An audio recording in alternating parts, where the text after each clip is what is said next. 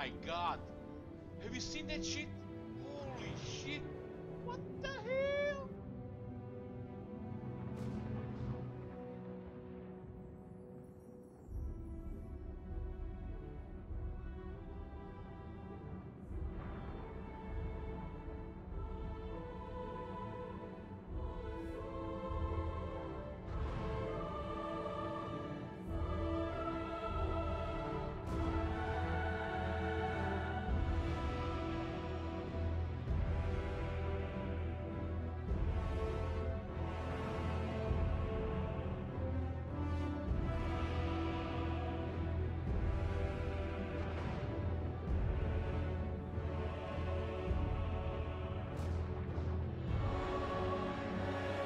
Hey guys, good morning. We're gonna be reading patch notes in a few minutes. This is probably one of the most exciting things about the new content. Reading it for the first time, absorbing that hype and new knowledge, the changes for something you play for thousands of hours.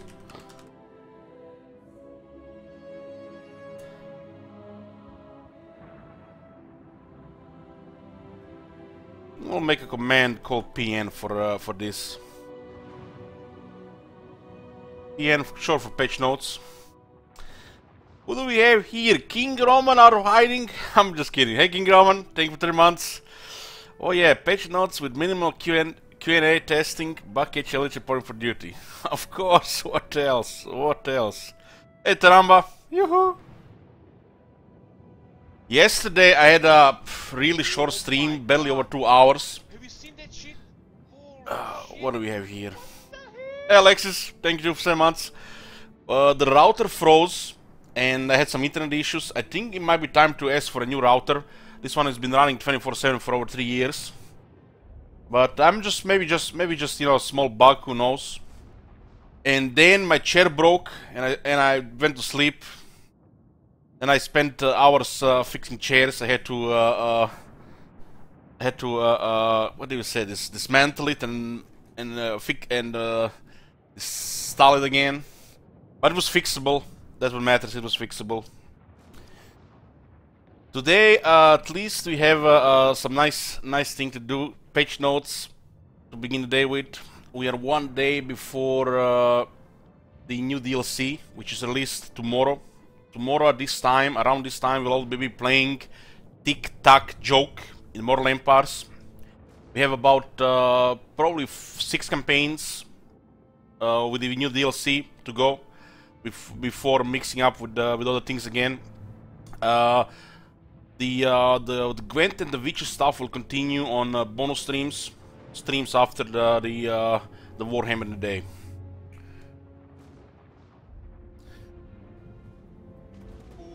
My god! Have you seen that Yoo-hoo. shit? Hey Bopton, Holy shit! thank you for 5 months. What the hell?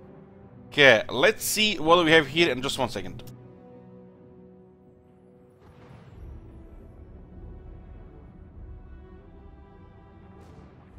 Okay, so Total War Warhammer 2 patch notes for the Doomsayer update. I think we're gonna be calling the videos now patch notes and then 2 dots Doomsayer update. This will be on YouTube in about 24 hours. We have to wait for the YouTube stuff, so we have a video on Twitch about it as well. What do we have here? Lots of reading, but this is way more exciting than Doki Doki Literature Club, of course.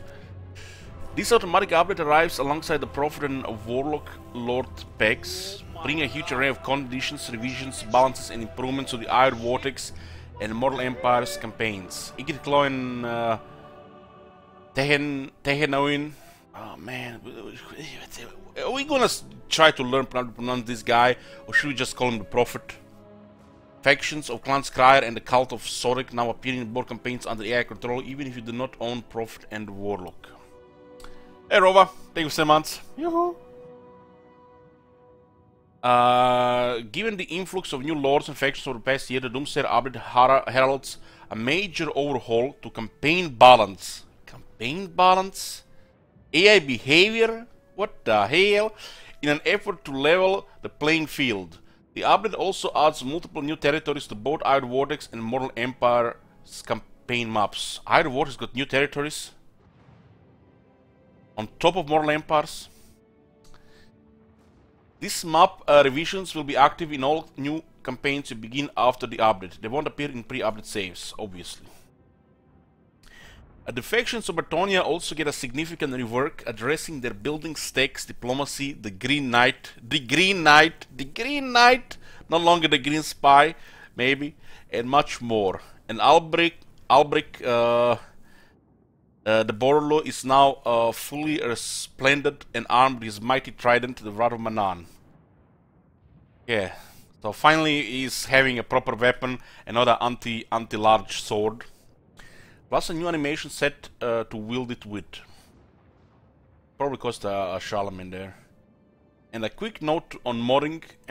When the Prophet and Warlock launches, the assembly kit will not be able to process start position files. This is something that will be fixed with a small launcher update, which we will aim to publish next week. It's convenient. Okay, what do we have on this picture?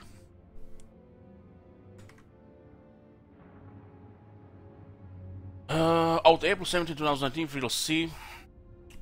New Legend Lords, we actually read all about this. What do we new Legend Lord. Tic Tac Joke, unique quest chain, unique mount, swoop. So it's a Terradon. New right, new map. What does it mean by new map? Is it like a new battlefield? Maybe they added a new siege battlefield. Unique special items, all skin heroes mounted by default. The Doomsayer update, Bretonnia, WoW system, new item missions for all Legend Lords, new technologies, Green Knight tweaks, Albrecht rework, Lord Croak, new quest chain, everything battle and campaign abilities, new map. New map, I guess by new map they mean new battlefield. Maybe this new map is also the Lord Croak new map. Skaven under Empire, more about this. Campaign and map adjustment, region and province amendments. Ooh, I like the sound of that. We're gonna be definitely reading that. New regions added, such as Mordheim. Yoo-hoo! Mordheim. This is one of the greatest Empire cities. And it was a catastrophe. Got destroyed, and now it's in ruins with all the riches, and people, you know, still poking at it, try to, you know, get rich. So I guess it's gonna start like maybe Skaven place or ruins. Mordheim. Hopefully has landmarks.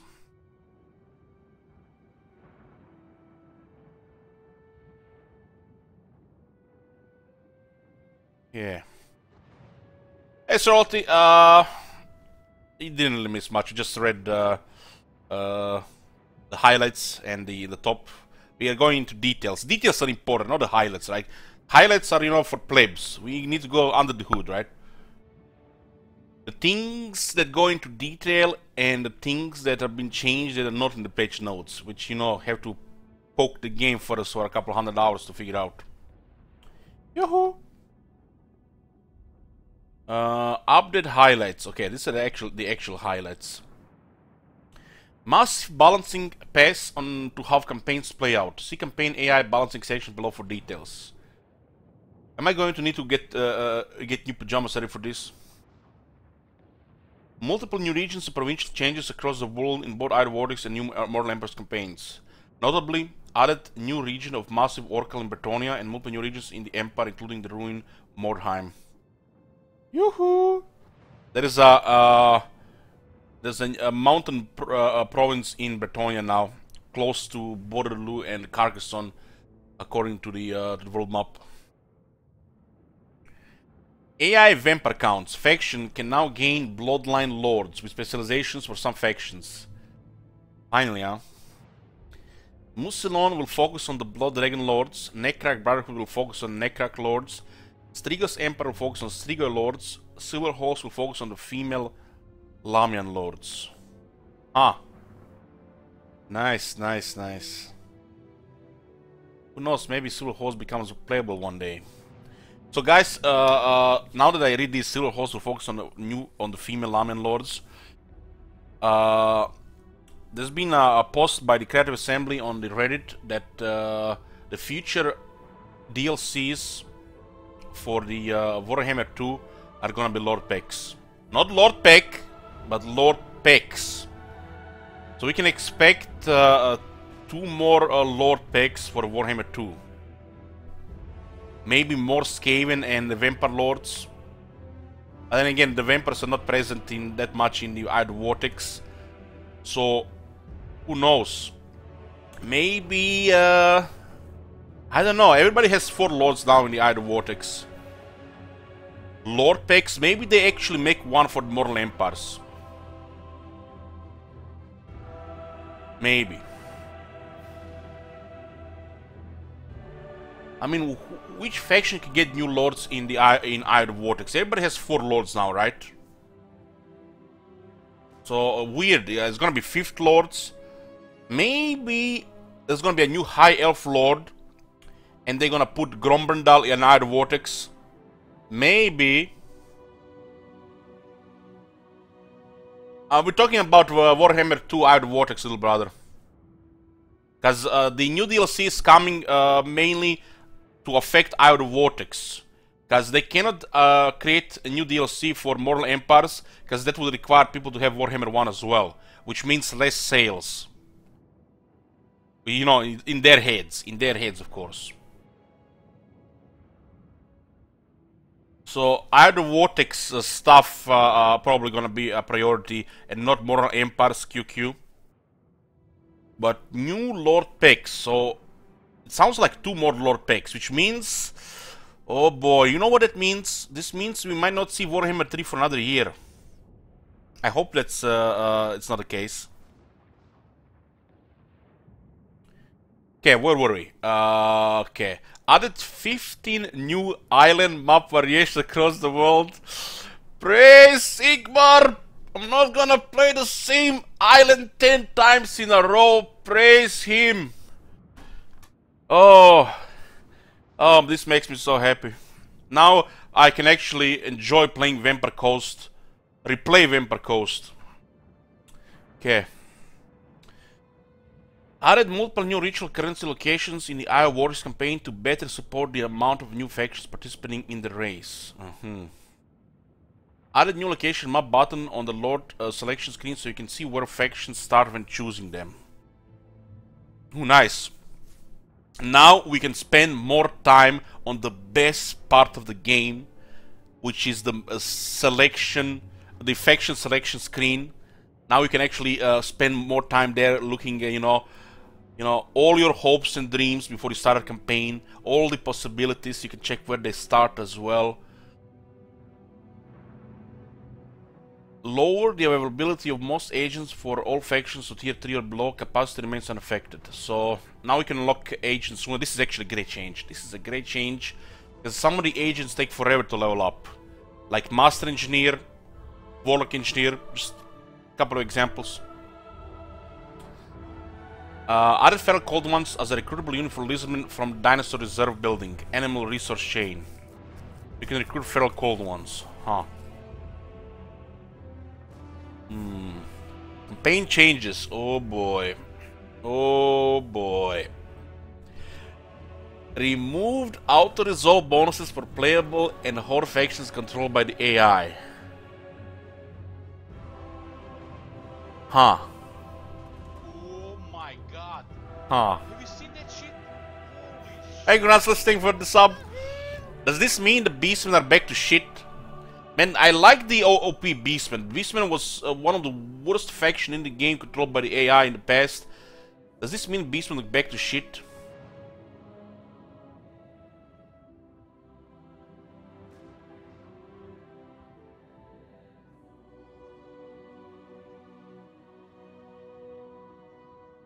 Does this mean Tyrion will just gonna go wave his swords from his ship? He's just gonna wave the sword and the whole armada of the Servants to Chaos is just gonna sink to the bottom of the sea?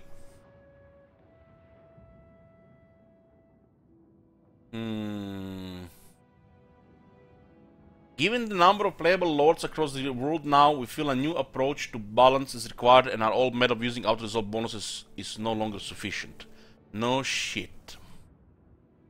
As always, we'll be closely studying our metrics, Star Horse, Oh my god. and player feedback regarding campaign balance to make sure this change alongside the other balancing is performing how we want. Oh guys, I have to answer the door. I have to answer the door. Somebody's ringing. I'm alone at home. Be right back. Oh, there's be right back.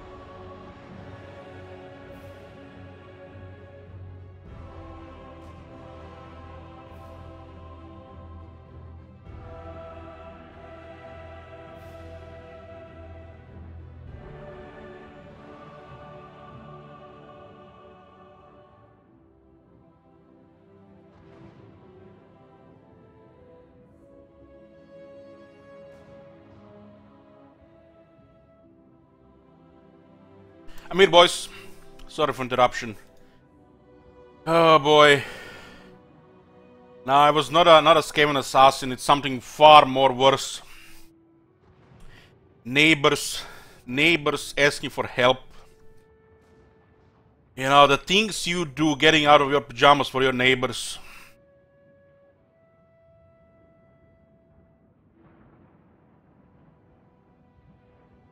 Okay, where were we? Where were we?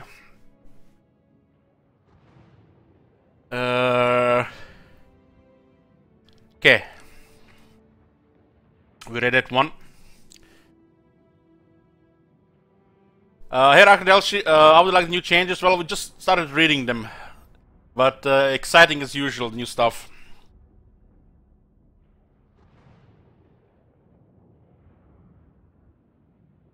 Okay, where were we? The structured budget allocation across all the board, AI will spend its money more efficiently. Oh boy, this makes me worried. This makes me worried, guys. What does that mean? What does that mean? I don't know if even we can know what this means, but I will give you a picture to you so you have an idea. Where is that picture?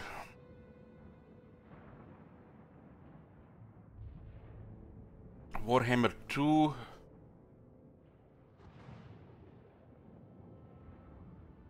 Where was that? Not this, not that.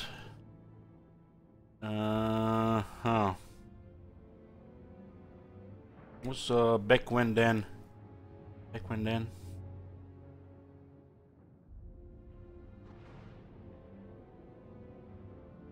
Oh man, I did really have to command all these screenshots and shit. So many of them. So where were we? Where were we? Reconstructed budget allocation across the board, AI will spend its money more efficiently. Nah, heroes are good for the AI, and the AI don't only pay costs for the heroes. I think it's maybe something like according to like this. I mean, when you hear shit like this, this is a dwarves with one city remaining. Shit like this exists in the game right now. 1, 2, 3, 4, 5. They're recruiting 5 armies from one city. So maybe they fix shit like this. Who knows? Maybe they make it worse. But shit like this should never happen. The greenskin spam is, you know, kinda it's lore friendly. But when they can recruit over 20 units a turn in their provinces, it just makes it tedious. I don't mind if they recruit 5 armies, but they should not recruit them over just course of a couple of turns.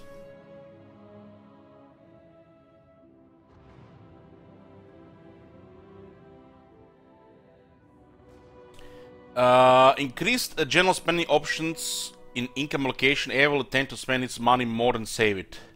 Okay, this sounds like something that would make the AI more aggressive.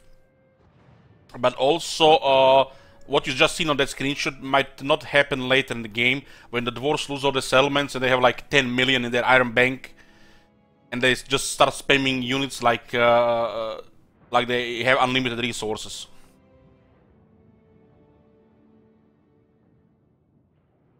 If they change a thing like this, they also have to change the AI behavior of attacking settlements, because if the AI goes more aggressive, they spread around too much. 5+ army, when they come to overwhelm you, it's not gonna work unless they stack armies together to fight wicked targets. Like the AI with an army of 20 units will underestimate a walled city, and then you always have easier time. So if they get more aggressive, they should apply that aggression properly. You can't take a walled capital with only 1 army. I mean, plebs lose walled capitals to 1 army, but you know, they need to deploy two of them to guarantee it. Stuff like this needs to be guaranteed when you're outnumbered 5-1, and not they spread around and then you just like kill this army, kill that army, and like what 5 armies? Like the case when we played the Clan Morris recently, where the Greenseeds had 5 army on us, and they kept coming, and we destroyed pretty much everything with one army because they were spread out too thin. You've seen someone lose Aldor before. Well, there are special people around who lose Aldor to one army. Where were we? Removed preferential public order bonuses for AI and improved the construction management system for public order control. AI no longer gets base level public order buffs and will instead handle it much better. Oh shit! Now that's a big change. That's a big change. I smell still fade overhaul influence here.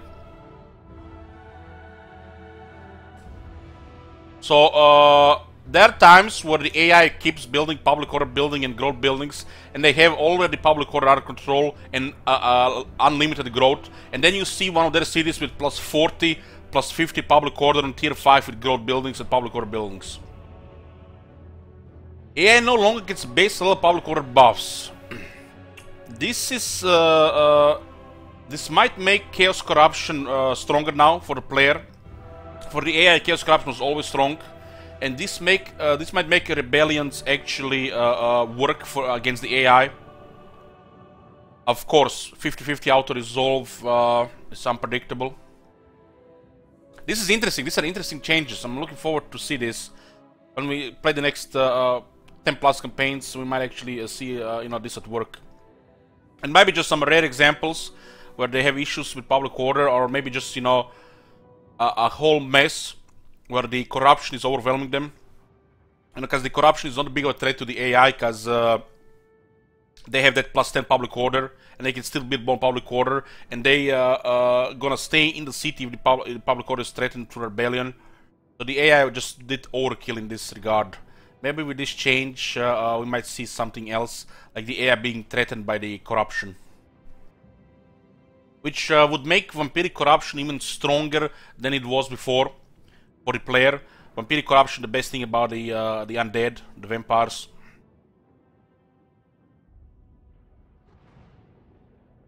Reworked occupation option selection for vampire coast factions. We see AI will now sack, raise, and establish pirate coasts more often and occupy less often, greatly influencing their impact on the campaign and making them much more thematically aligned.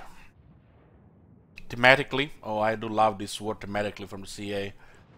Maybe they increase the affinity penalty between Clan Morse and the High King. AI will no longer build multiple surplus buildings. For example, Alariel won't build too many handmade buildings. Vampire Coast faction won't build too many extra recruitment buildings, etc. That is good. That's good. Reducing the AI's likelihood of embedding multiple agents in the same force instead of spreading them across multiple armies. Hallelujah! Hallelujah! Praise Sigmar! You know, guys, remember those armies that had like 4 Necromancers and 2 Banshees?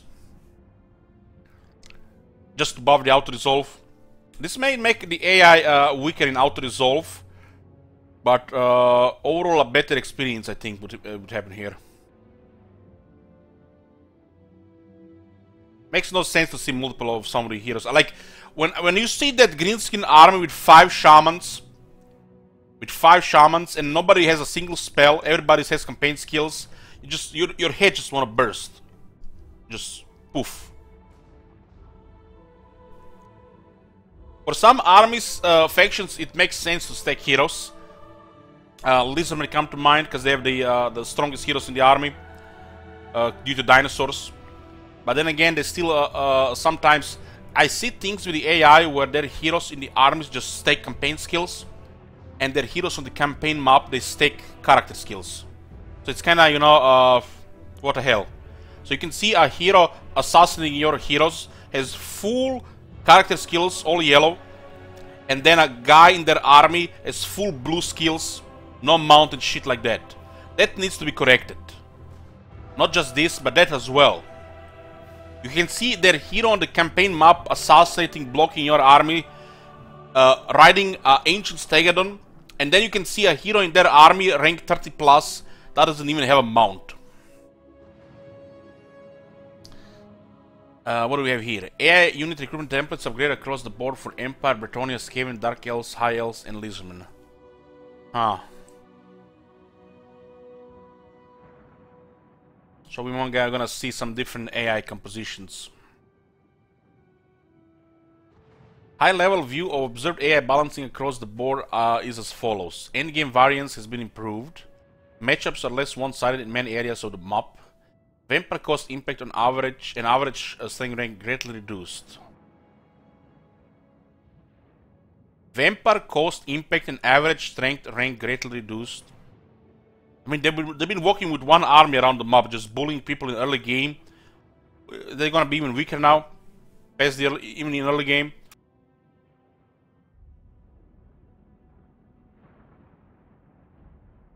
Vampire cost needs to recruit more than one army. They've been glitched in that way. I'm hoping this is the balance of power changes, so you know when you attack one of them small settlements from the Vampire coast, your army it's not like 50-50 against your real army. New AI factions. Oh man, the people with toasters will love this one. You know, the people who read the book between the turns. Buy second monitor and watch the YouTube or Twitch if you are bothered by the turn times. We want to have a big world, and we don't care if we want to wait 2 minutes every time. We want it big, because bigger is always better, right, boys?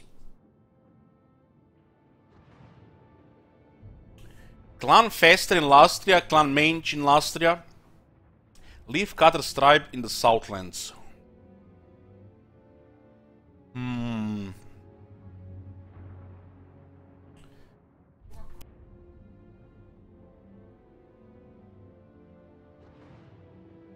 Oh boy, here comes power creep, and a good one. I love stuff like this, which makes factions even more overpowered. You know, guys, people have been complaining about the Skaven since day one. I can't play quick; it's very hard. I just can't do it. You know, food issues aside, the Skaven have been overpowered since their release. And now we get Skaven under Empire as well, on top of everything. With Clan Scryer, probably one of the most overpowered factions there is. It's like this is gonna be just so much fun playing Clan Scryer. Oh, my bad, any Skaven faction, like, cause we're gonna go play Tretch now that Clan Scryer has been released. Who the fuck is gonna play Tretch when you can play Ikit Claw, right? 20% research bonus, that workshop, which probably gonna make people rage so hard that it's only Clan Scryer, that the CA might actually put it for the workshop for everybody. And then all the Skaven are gonna be super overpowered for the player. Clan Scryer having its workshop, you know, it's a great thing. But when you have a shit faction like Clan Rictus, people are gonna cry. You know, Clan Pestilence is great. Clan Morse is great. Clan Scryer is the bestest, yes, and Clan Rectus is the shit. You always have to have shit factions in the game. The only purpose for their existence is to try hard, to suffer, and shit blood, because, you know, people like challenge. So you can't have all these factions, you know, up to the, you know, there's enough to the strength, be powerful. You always have to have these shit factions. And out of the list of the shit factions, it's no doubt that Double T guy, the TT Skink, the Prophet. The shit factions, you know, are a welcome sight, because, you know, make one of people try hard, and there are a lot of people around who want to try hard. Then you can play overpowered faction like the Dwarves or the Clan Scryer, and, you know, forget all about the shit factions. There have been shit factions in Total War games since the release of first Total War. There's always gonna be shit factions. Anyways, back to this. Skaven under Empire, when conquering an enemy settlement, Skaven armies now have a new post-battle option alongside Loot and Occupy second race. The army may now choose to expand under Empire. Yes. Hey Fialovich! Yoo-hoo! This leaves the settlement intact but establishes a new Skaven undercity beneath it. Hell yeah! With 4 building slots immediately. Hell yeah! An undercity is a powerful addition to your infrastructure, but the more it is developed, the greater the risk There will be the scout. If the scout, it will be demolished. So we can't dig too greedily, boys. Oh man, this sounds so much fun. So much fun. We finally can play the Skaven properly, right? You know, I mean, other than 10 artillery units, we're gonna be more underground. Building changes. Change Wolfbite Rover weapon team secondary building to unlock requirement to use engineering level 1 rather than level 2 building. Hell yeah! This means, I mean, what the hell yeah? Wolfbite Rover is an underwhelming unit. Underwhelming unit that it produces fun, green flames. So, until now, the Wolfbite Rover required tier 4 building, so it was a tier 4 unit. So you need 2 buildings to recruit it. Now, you can get it on tier 3 with engineering level 1. What? You tell me to close the page? Are you sure? Moved Kroxigros from level 3 to level 4 in the King's building chain. Huh. Kroxigros were already tier 4. Does they require a tier 4 secondary building? Does this mean that Kroxigros now does not require a secondary building? Move Terradon's Village Bolas from level 3 to level 4 over the Terradon's building chain new building. So, looks like Terradons now have a tier 4 building. And I would guess also that the Village Bolas does not require a secondary building now. And I would mix that Reprodactyl's tier 4 as well. Reprodactyl is a tier 4, that's weird. That doesn't look like a tier 4 unit. It's like tier 3 if you're being generous. What the hell? Village Bolas, don't underestimate Terrans, guys. If you watched my Krogar campaigns, I'm not one of those people who just put 19 Saurus in the army or 18 Saurus in the army. We have fun with Terradons. And Terradons, you know, they are bullies. You're not talking the Skinks with bullies, you know, but Skinks, you know, they are on Terradons. Terradon is a bully unit. Especially if the enemy cannot counter it. You can just, you know, lock enemy range unit in a perma skirmish because Terradons are super fast and just harass them. It's one of those units which, if you click, you get rewarded. If you are too slow, well, you're gonna say this unit sucks and you're gonna get another unit of Saurus. Well, we can all be the same. Oh my god. Have you seen that shit? Holy Hey, Babasham. Thank you 5 months. Removed secondary building requirement from Terradon's Village Ball. Oh yeah, that was expected when I read the top. Move Bastille and Courage Gristle to level 4 solid building chain. Ah. Maybe they don't require the dinosaur building now. Move Bastille and Solar Engine to level 4 Old Ones building chain. Bastille Unification Crystal and Bastille and Solar Engine have a secondary building requirement of level 1 Beast building chain. So, so they require only tier 3 Bastille building of the dinosaurs, and these buildings are tier 4. So you don't have to upgrade it that fast. Shots fired. Who fire shots? We're not firing shots at Fenrir here. It's a lot of people that don't use Terradons because they can't click good enough. Terradons is a micro-intensive unit. If you leave them for a second in a bad spot, they're dead. If you use them well, they use speed, and that is like just unbelievable for the harassment. I mean, you don't have to mention Fenrir. Have you seen the recent CA stream when they use Terradons? They just you know, send in and forget. You know, like their Saurus units in the air. This is a common issue with a lot of players in Total War games. They complain that the units are not good enough just because they are not using them right. Terran is a unit which you have to position well, move well, and keep an eye a lot of times. And if you do this, you get rewarded, and the enemy cries. You know. Hey, Yak, we're playing Tic-Tac Joke first.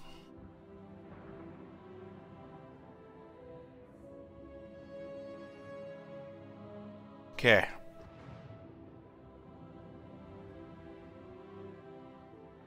Added fellow cordons the criminal unit to dinosaur reserve building an animal chain research chain. Now we all see it on the top. Province and region addition and changes. Who cares about recruiting terrorists when they're blessed fireballs? Yeah, that's Booker has a point here, but you cannot always recruit them when you want Booker, and sometimes getting a tier 3 building early, like I said with Kroger, to supplement your Saurus, and you just recruit like 4, 5, 6 Pterodons, and your enemy will cry. You can. That is not something you can control. Getting the blessed Pterodons, which, you know, until my last Kroger campaign, it's the only Pterodons I used. Their building was not good enough, so you don't want to even build buildings, you just want to get the blessed ones. But I did a campaign where I went for the tier 3 Pterodon building, and when I added Pterodons to the army, and they were doing good.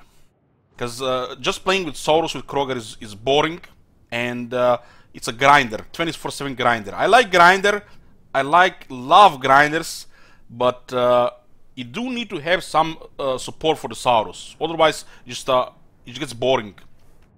And the Pterodons are better than the Cold One riders or the Spear riders.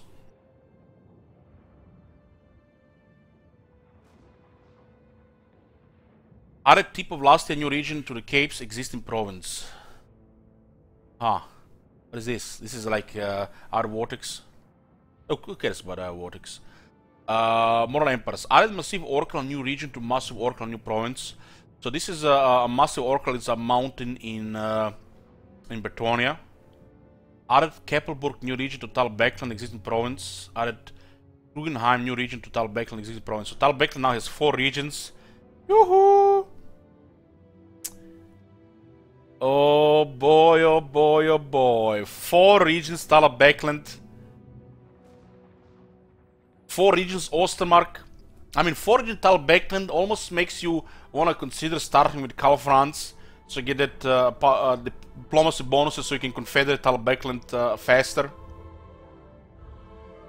Talbeckland expansion as well. Until now, only Reichland was a 4 region empire province. Now we have Talbeckland and Ostermark 4 region provinces.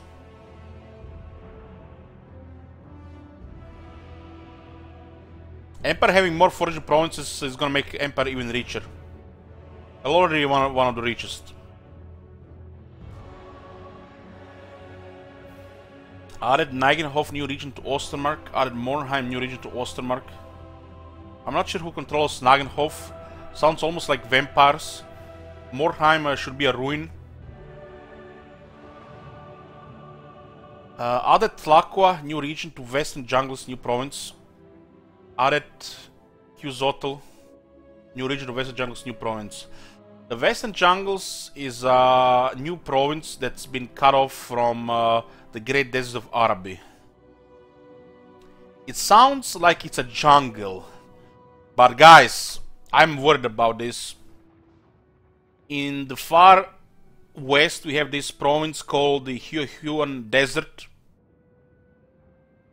and it's not a desert, it's a jungle. Now we might have gotten Western Jungles, and it might not be a jungle, it might be a desert. Because if my memory serves me right, my limited campaigns in the Eye of the Vortex, below the Great Desert of Araby in Southlands there is no desert, it's just jungle, it's just no jungle, there's just desert.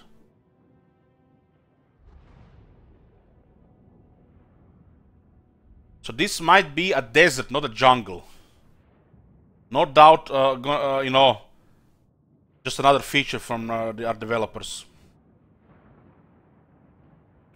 Let me just get some water.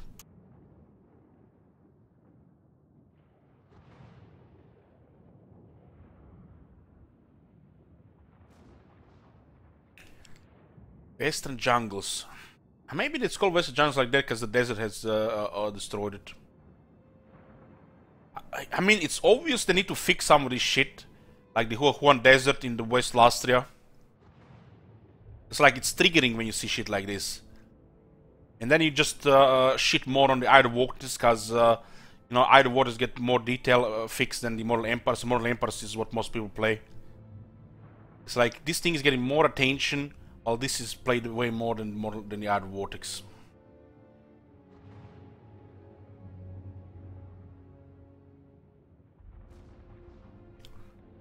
Added Wellsprings of Eternity new region to Jungles of Green Mist existing province.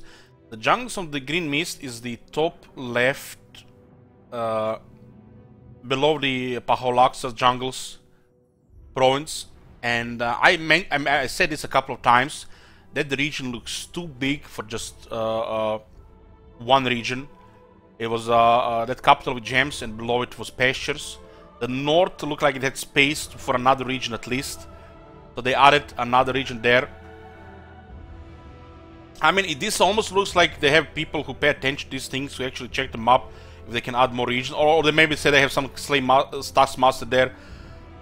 You find more space on the map. We need to add more regions, and you know they don't give a shit about the Huon Desert bugged in the bottom left. So it looks like this is now a 3-region province. Adds another region to Lastria. Maybe I'm wondering if any of these new regions that have been added will have any resources, because you know I'm worried that all these new regions might not have any resources, because the way last time they added regions, they didn't do any polish on them, just introduced bugs and copy pasta. So hopefully these are more polished than the last set pack of the new regions. Other mountain pass to the western mountain range of Spinosaurus, connecting Spinosaurus and Huon Desert. There we go, boys. There we go. The infamous Huon Desert jungle. The infamous Huon Desert jungle. So the Spinosaurus and Huon Desert are connected. That's good. That's good. So no longer Skaven gonna dominate in that part of the map with the underways over the mountains. Because made the Skaven a little bit overpowered due to that fact. Holy shit! What the hell? Hey Bill, 26 months. Am I excited for all the new game crashing bugs? As I am. Oh man, I hope we don't have any. Because we have an Empire campaign planned, the M11. It's gonna be a brutal Empire campaign. And if that Empire campaign crashes like the last two Empire campaigns, oh man, I might install the game. So don't mention such things, man.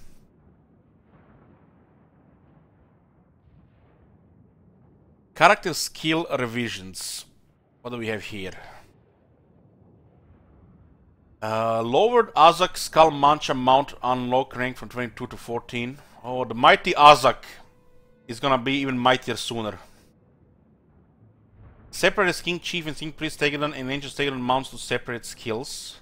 Okay. Separate Krogar's Cold One and Horn One mounts to separate skills. Change Runelord Runesmith Outgold skill from 1 to 3 Outgold, generate to 3 and 6. Oh, that's good, that's good. So 2 skills now for 3 and 6. Because it was kind of silly, the Dwarf Lord had 1 point for 3 Outgold. Now a Runelord Runesmith can generate more and have a more skill investment for more. So this is a good change. Now all our Dwarf characters is gonna be super overpowered, not just 9 out of 10 of them. Okay, what do we have miscellaneous changes here? Adjusted all Lizardmen and Skaven unit textures for consistency. The strategic location icon now matches the style of the landmark building group icon, an obelisk. Ah. Remove Riseguard Smith requirement. Ha. Nice.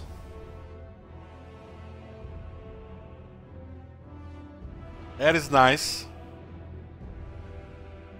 We'll make AI stronger with this change.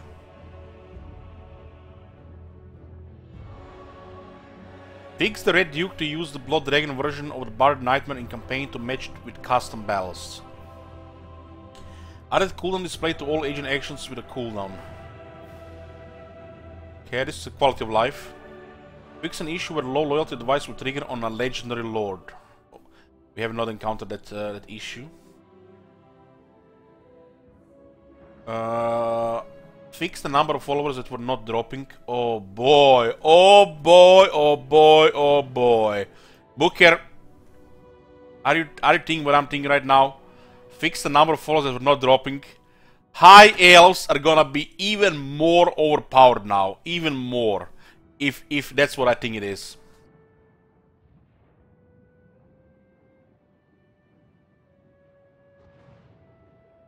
Why would you ever build Empire Knights in the campaign, Amir, anyways? Empire Knights is a multiplayer unit. This, there was an issue with high elf followers. They had a couple of overpowered followers that were not dropping. Makes you wonder how many followers now are fixed and then we're gonna start getting them. This is definitely a huge buff to high elves. They have overpowered power reserve followers. And I think research as well. So the high elves are more overpowered than ever. They're the most overpowered faction in the game. Just because they can confederate. High elves not allowed to confederate would definitely balance things out.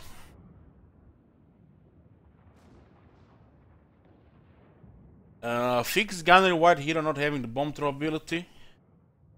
Updated all text references of Skaven Underworld to become Skaven Under Empire. Okay. Blessed Spawnings. When you begin a new Lizardmen campaign after Doomsayer update, there are now 4 different missions types for Blessed Spawning missions. Battle Captive Skill Entities, Race Sec, and Defeat X armies. Each of these mission types has a common and a rare variant. Oh, that's nice. Variants have the same conditions for completion, but the common variant rewards common units and the rare unlocks uncommon rare units. Okay. This mission should not be active at the same time. Furthermore, each mission type has 3 campaign stage variants for early, mid, and late game. All these do is change the mission requirements to complete them. Kill 500 in the early game, kill 1500 in the late game, etc. This makes for a total of 24 potential missions for Blessed Spawnings. I do like the sound of that. Battle changes. Albert given new trident weapon and animations. Remove Barded Warhorse option from custom battles for all damsels to match with mounts on offer in the campaign. Fix some cases where skipping the intro cutscene in the quest battle would not center the camera behind the player's army. Bretonnia rework. This is the second update Bretonnia receives, guys. The second update Bretonnia has received in Warhammer 2. And Greenskins got shit. And Empire got even more shit. As in, you know, nothing.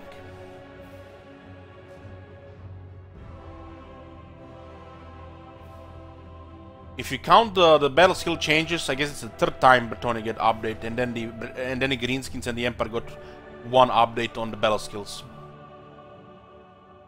But Greenskins are so vanilla Warhammer 1 that it hurts. So much that it hurts.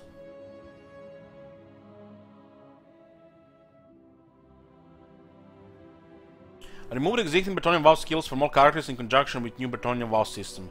So they're not gonna have those WoWs which unlock cheaper cavalry options, so you don't have to pay crazy price for the cavalry. Bretonnia unit recruitment changes. Remove secondary building requirements of armor building chain or compass building chain for all Bretonnia units. Oh my god, this is good. This is good. Men down with shields no longer need armory. Can you imagine playing Empire and you were not allowed to recruit swordsmen because you didn't have the smithy building? Well, that was Bretonnia until now. So you can recruit all the units that required smithy without the smithy requirement building chain. This is a super convenient change, great change. This will not just help the player make things convenient, but it will help AI even more. This will help the AI even more. The Knights still have crazy upgrade without walls. Well, it's obvious. You just have to unlock them different way. I guess at least you're not gonna have to spend skill points on the walls. Swordsmen don't have AP, and men-at-arms shields have AP. Is this what you're saying, Saint Luke? You ever played Bretonnia? Bretonnian technology changes. New Bretonnian text. Kings of the Mountains diplomacy. It sounds like bonus relation with dwarves. Leaders of men diplomacy. Diplomacy boost with Empire, Marienburg, Southern Realms, Kislev. So it looks like technologies to improve diplomacy with other factions. Kings of the Desert Diplomacy. Diplomacy boost with Tomb Kings. What? Diplomacy boost with Tomb Kings?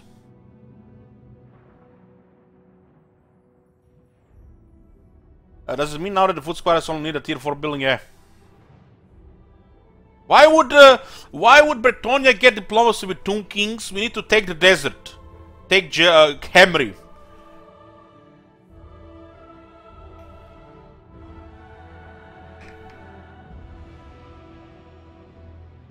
Lords of Adlon diplomacy boost with wood else. Hell yeah! Now this is gonna make Orion a good neighbor. As long as it doesn't come with a door knocking when you're in pajamas. Decrease of Bretonnia. She'll regain melee attack and charge bonus for lords and embedded heroes. Positive relations and fighting now. Okay, that's good. That's good. Karo has a question. Will I be playing Warhammer tomorrow or later today? Well, the DLC releases tomorrow. So we're playing tomorrow. It's not released yet. It's another like 20 hours. What do we have here? Oh man, looks like Bretonnia actually got quite a bit of work, man.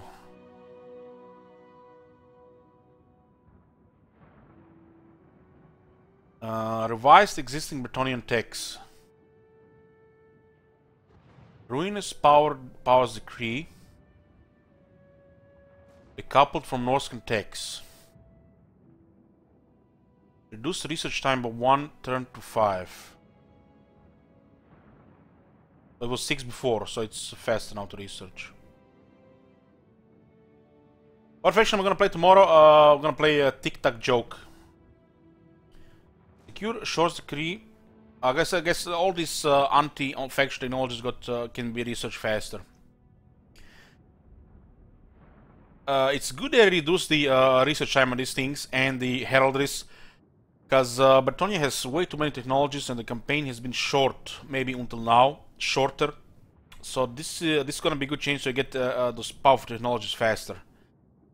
The knight technologies of Bretonnia makes their cavalry second to none in the game. The best. The best.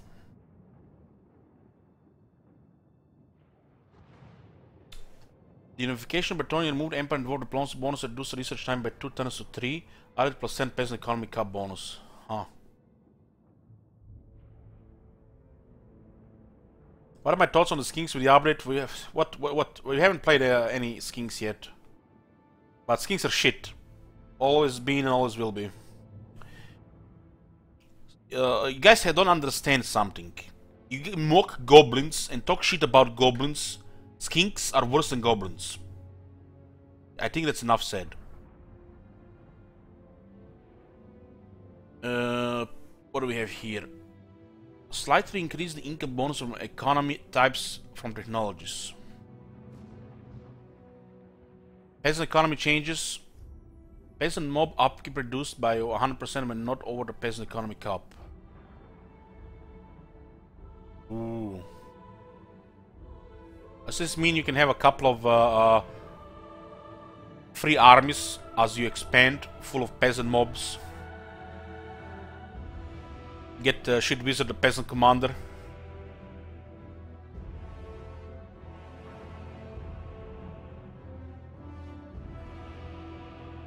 Diplomacy changes. Yeah, mock scenes why not mock peasants, because peasants are better than skinks and goblins. I mean, foot squires are peasants. Peasant bowmen are peasants. Men at arms with pole arms and shields are solid. But still better than skinks and goblins. For the most part.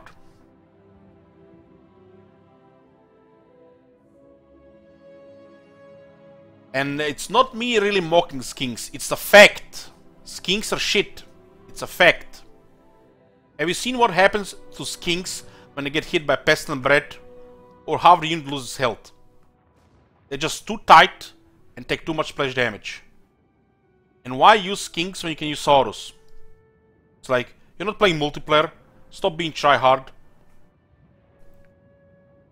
Added new confederation dilemmas that trigger after researching heraldry technologies, allowing instant by costly confederation options. Ooh. I guess this is for the plebs that complain that you can't confederate properly. Removed at war conflict between Carcassonne and Ivres. They're not at war. Added at war conflict between Carcassonne and the Dread Fleet. Added at war conflict between Bordeloo and the Dread Fleet. So they're at war now with the Dread Fleet. They no longer get backdoored. Added at war conflict between Bordeloo and Satosa.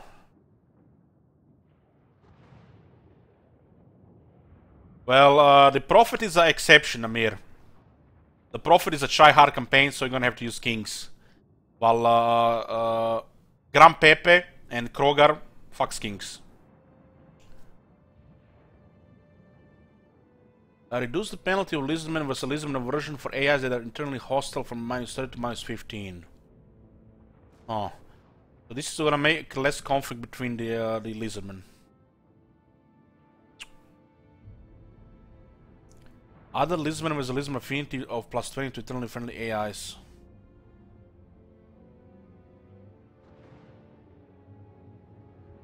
Read faster, more time for Gwen. Hey, shit wizard.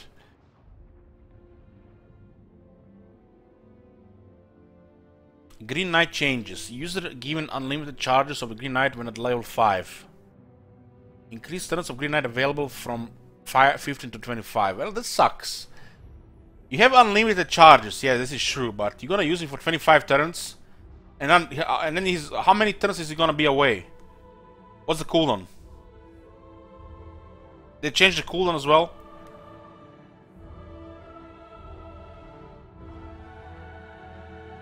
Removed all standard campaign agent skills from Green Knight except for search ruins and embed into army. Oh, CA spies. I used Green Knight for spying. Now we can no longer use Green Knight to spy and harass.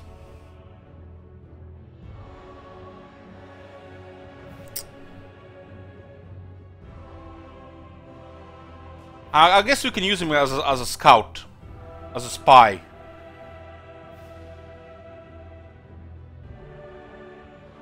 Green Knight would be one of the best spies if he actually had ways that he doesn't get assassinated all the time.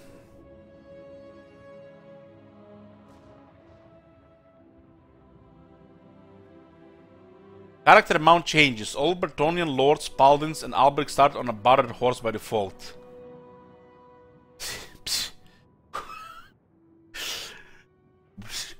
Creative Assembly. Are you telling people that Bretonnian lords didn't have a horse until this update? They started on foot like the peasants. You're telling what are you telling? Is this true? They had to walk like the peasants?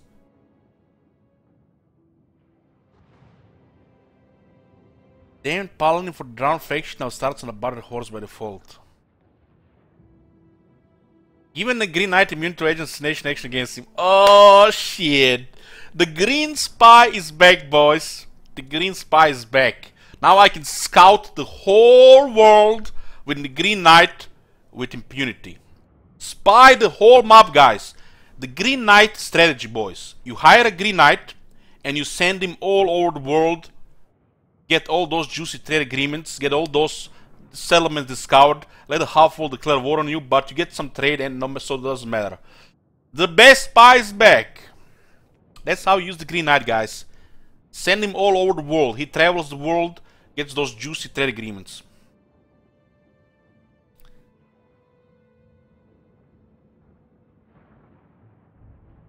Bretonnia campaign balance changes. Improve Bretonnia garrisons with more suitable units. I was complaining this for years, man. Bretonnia needs to get, since they have the shittiest garrisons in the game, they do not need to get their garrisons upgraded, but more units. Since you use shit, you should have more shit, at least to, you know, have a chance. So I hope this they added the units on top of existing units, and not just increase the quality. Because peasant quality, come on. Come on. The food squires are shit without battle skills and experience. So hoping Bretonnia gets additional units on top of what they already have. So you might actually consider getting extra walls. New greenskin settlement massive work will added to help with the incursion event. So you no longer need to AFK 20 turns and grind greenskins with the Feint Chantress and the Albric. Or you can still do that shit and still get 4 lords level up with a whole bunch of items and shit like that. We'll see how actually it is viable to attack orcs this early. That's a walled city, they might actually start spamming units fast as well. But it sounds good.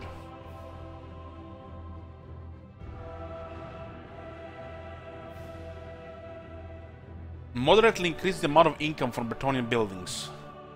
You're telling me Bretonnia is gonna have even higher income now? What? Reduce the cost of Bretonnian economic buildings? Oh my god, the plebs on Reddit must have cried hard. Bretonnia has a powerful economy, what the hell? They don't have supply lines. Make Bretonnia easy to play now. Super easy. You know, when people ask, you know, how do you play Bretonnia? I find them so hard, they can't even survive for the first few turns.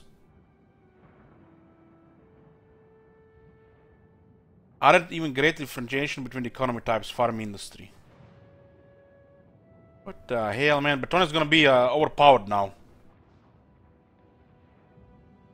This is definitely plebs crying to make Bretonnia overpowered.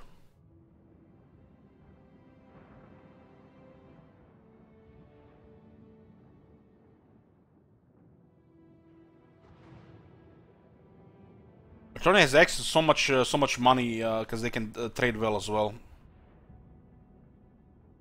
Add even greater differentiation.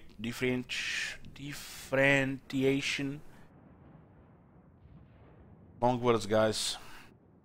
Long words. Between economy types, farm industry. Added effects to the smithy building chain now. Added effects to the smithy building chain now that it no longer unlocks units. Yeah, that's interesting. Now that you don't need smithy to unlock units, what the fuck you need smithy for? They better add some buffs to it. Unit ranks and shit.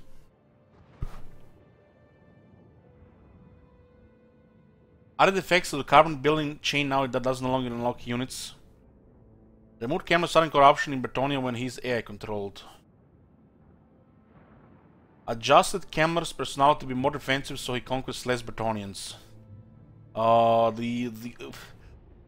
The big baddie Cameron now can no longer bully peasants. So, telling me the peasants got buffed, Bretonnia get buffed, and now Cameron is not supposed to bully them anymore?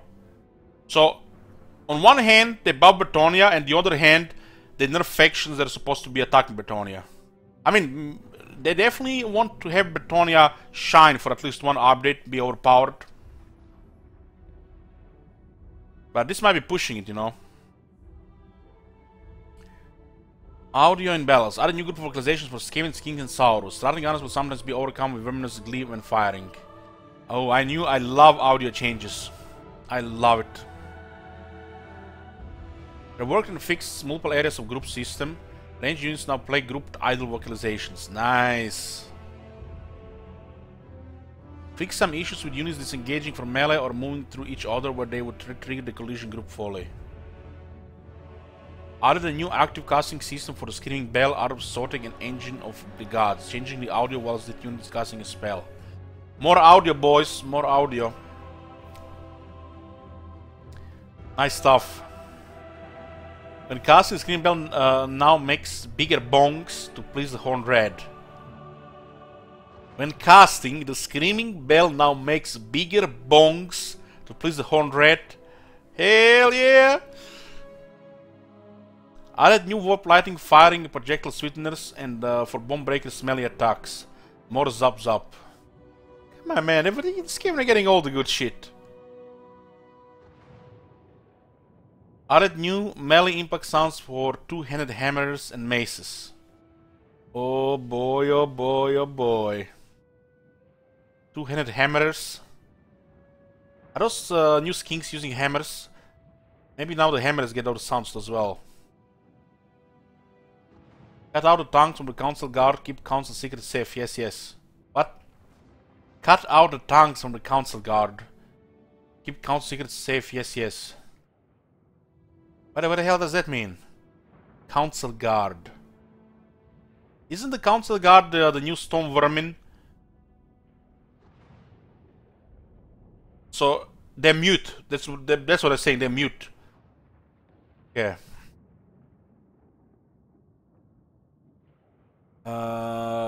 Disable some non-Slanesh god-specific lines for Sigvald. Finally! Finally! Now we can decay and divine more properly. Change the attenuation of conversational dialogue. Oh man. I did not go to college, I don't know what this means. Fix battle order, voice-over suppressing in vocalizations. Rebalance some ability sounds. Okay. Sound changes are always good. Always good.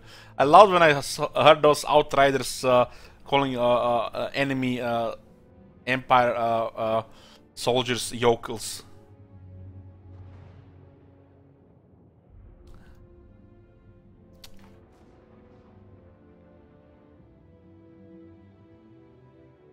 Pick some stand selection voiceover for Skaven Lords. Set diplomacy voiceovers to always play in 2D. Adjust the timing on Skaven food gained UI element. UI element, not element. So it wouldn't update properly before. It looks like it updates properly now. Because you would have to wait another turn for this to update properly. Turn down campaign building fires. You know, after if the buildings are damaged. Rework some idle vocalizations for Scroak and Tretch. Idle, huh? Now it makes me wonder what Tretch is saying.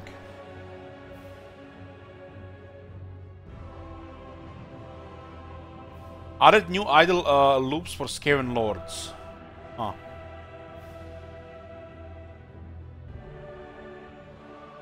Spell and unit balancing. General rebalance all vortex, breath, wind and explosion abilities as a bug that was making them use a reduced radius for area of effect was fixed. What the hell?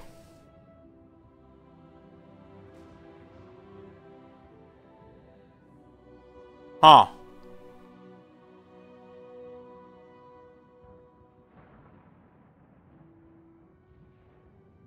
Does this mean the explosions will now be even more powerful? What the hell? Oh, Malagor campaign incoming. M14 or M15. Summoning changes. Summon units are no longer unbreakable. Undead summons now also crumble in addition to unbinding. What? Undead summons now also crumble in addition to unbinding. What the hell is this shit? Are they serious? Adjusted power cost of some summon spells. Redesign unbinding to apply for a set duration with a first phase of light damage and a short second phase of lethal damage. Now summons will expire after a set and predictable duration. Goddamn multiplayer, man. I'm gonna type multiplayer on paper and when I gotta take a dump next and later I'm just gonna throw it in the toilet. Okay, what's next? New unbinding times and power costs. Tomb Blade of Archon, 82 seconds. I mean, nobody even knows these seconds, really. Let's see if something looks long duration. Drown Dead upgrade, 121 seconds. Maternal Instinct, 180 seconds. Awaken from the Grave upgrade, 117 seconds. It summons a white king. So the Grave Guard is 86 seconds. That's not enough time. With healing, these units... This is a nerf to the vampires, because with healing, these units could have lasted much longer. Definitely a nerf to the vampires. Not to the undead.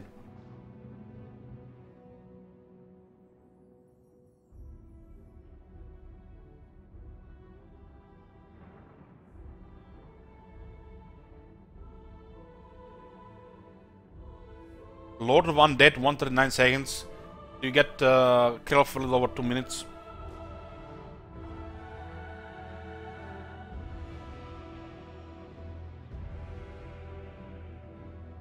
Man, the Krell could last so much, so long with just one invocation egg. This is definitely nerf to the undead with this change.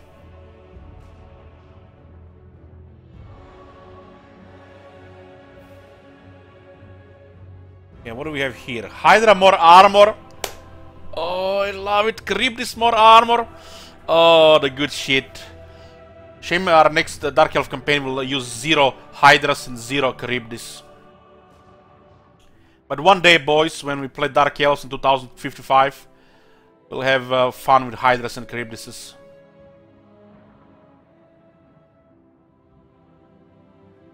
Knights of the Ebon Claw, -2 melee attack, -1 melee defense. Oh my god. They're nerfing... what the hell? They're nerfing Dread Knights? Are they serious? They're missing like a 1000 health and then they're nerfing... Whatever. Krone Helebron gets 3 more melee defense.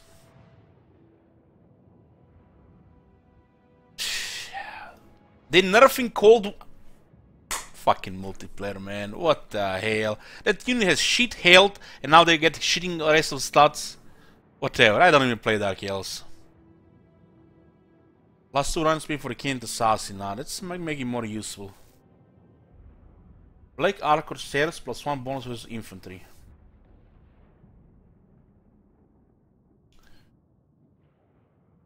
High Elves. Lord Master Hoyt -5 charge bonus. Oh boy, what will my Lord Master Hoyt do without 5 charge bonus? Noble -10 charge bonus is actually a nerf. -2 melee defense. The Nobles have really crazy stats, so the nerfs are justified. Princess Moondragon +10 armor. Alit Anar increased projectile accuracy +25 AP projectile damage, so same base projectile damage. Alit Anar has really crazy range. It's like his range guarantees havoc every single battle. The AI Alit Anar is scary just because he guarantees casualties. And now he's even more buffed. Holy shit. Alit Anar is so good. Alit Anar is on those scary range guys. And he has abilities as well. Swordmaster of Horde has +5 leadership. Moondragon got 10 armor. That's nice. Frostheart Phoenix -2 charge bonus, +1 melee attack, +30 AP melee damage, +10 basic melee damage. So a buff to a Frostheart Phoenix. Frostheart Phoenix is great. That's nice to see. Even better now at dueling. Sundragon got 10 more armor. That's nice as well. I think they had like 50 armor. Now I have the 60. Okay. What do we have for the Empire? Usually when you see changes to the units, it's mainly due to multiplayer, because they don't care about unit balancing in the single player, which, you know, makes sense. But when they're nerfing units which are shit in single player due to multiplayer and the campaign difficulty, game difficulty, it might just make it look very bad. In the example of the Dread Knights. They're already the lowest health cold one unit in the game. Volkmar the Grim, Food Warhorse, Battle Warhorse +5 melee defense. Hell yeah! Volkmar the Grim, War Altar of Sigmar +15 bonus for infantry. Oh man, Volkmar getting buffs, I love it. I love it.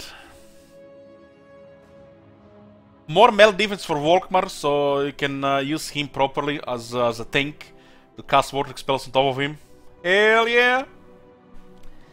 Hellblaster Volley Gun, increased accuracy. Oh, nice, nice.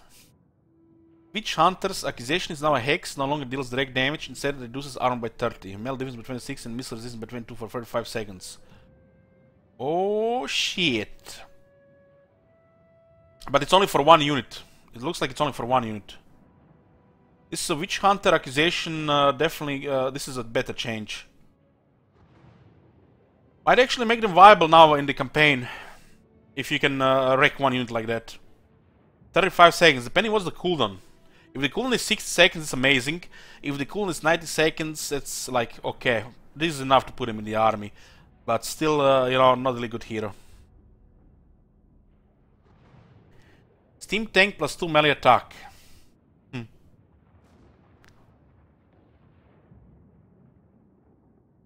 Greenskins. Here we go. Here we go. Fixed animation issue that was increasing Wyvern flying melee attack interval by seconds. Oh man, this was shit, man. How did they even find these issues? What this means, guys, that the Wyvern was not attacking properly and it was barely doing any damage. But we haven't played Greenskins that much, so we haven't noticed this much.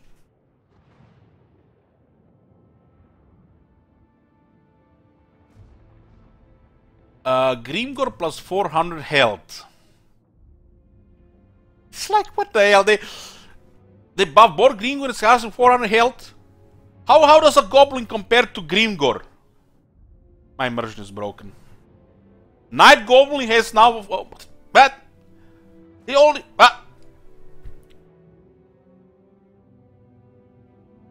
Giant plus 3 run speed.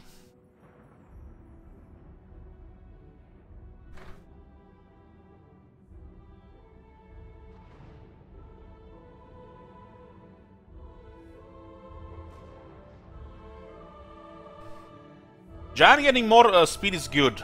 This unit is pathetic because it gets deleted by the range. But once they get into melee, they destroy stuff. Murder and delete and terrify stuff. But they're so weak to range. So weak to range. They need missile resistance.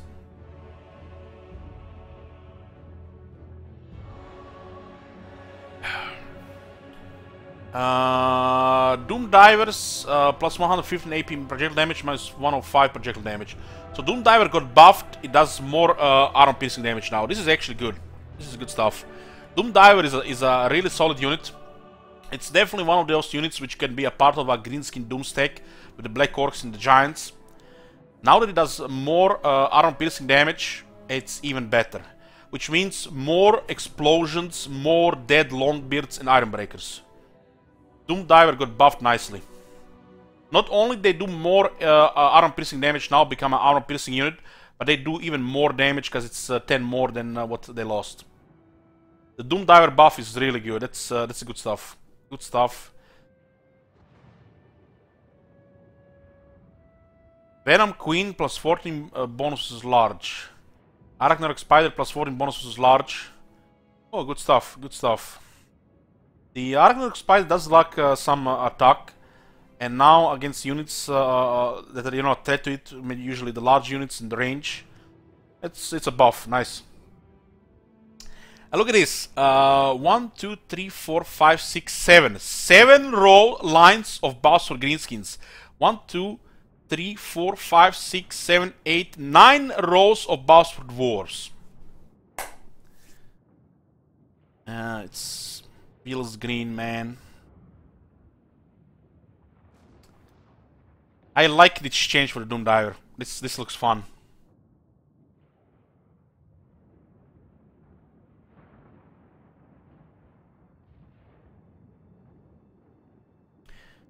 Belegar gets more health. Are you fucking serious? Belegar already has ridiculous toughness. It's like, have you guys ever fought AI Belegar on Legendary when he's like rank 20 plus with all the items? Well, good luck killing that shit. Belegar scares little goblin children. The night goblins, when they, being bad and their mothers, wants to get them back into line, just mention Belegar. And they're just like, in bed. Good goblins next day. Belegar for the early Crooked Moon, now with more health.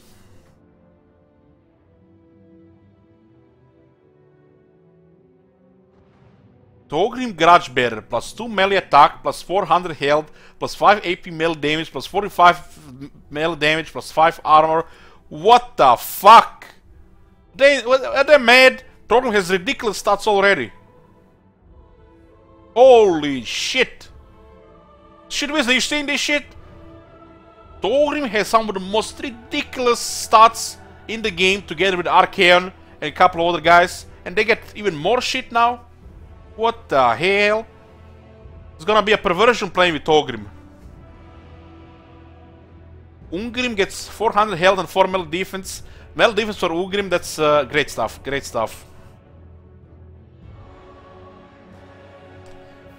Hammerers +1 melee defense.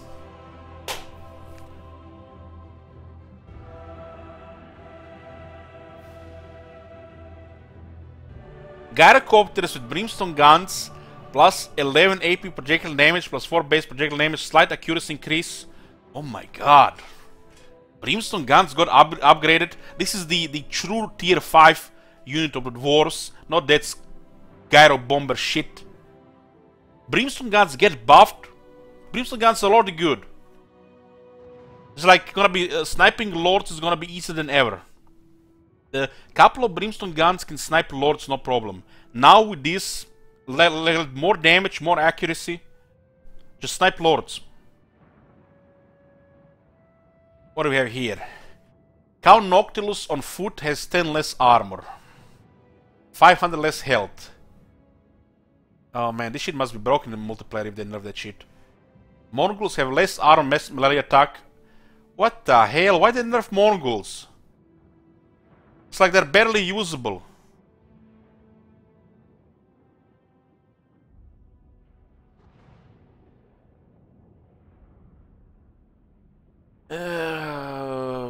Zombie gunnery most less help on anything one melee defense.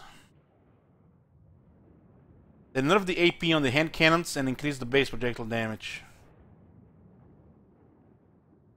What the fuck is this shit?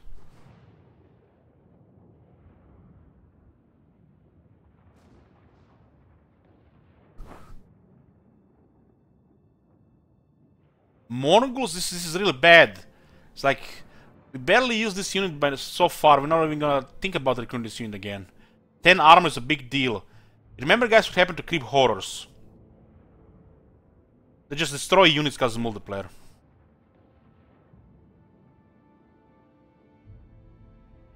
Vampire counts. Yoo-hoo! Vargeists plus 4 charge bonus plus 10 melee damage. Yoo-hoo! Those Vargeists, they must suck in multiplayer, man. Holy shit! Vargeists getting buffs? Are they fucking serious? I guess they have not watched my last Von Karsten campaign. Where we just finished the whole campaign with just flying units. Devils of Schwarzhafen are the Vargas Regiment renown. Vargas are ridiculous, they're flying Minotaurs. They don't even have that much buffs as the Minotaurs and they still just destroy everything. This is crazy. So they're gonna do more damage on landing and they are just way more damage.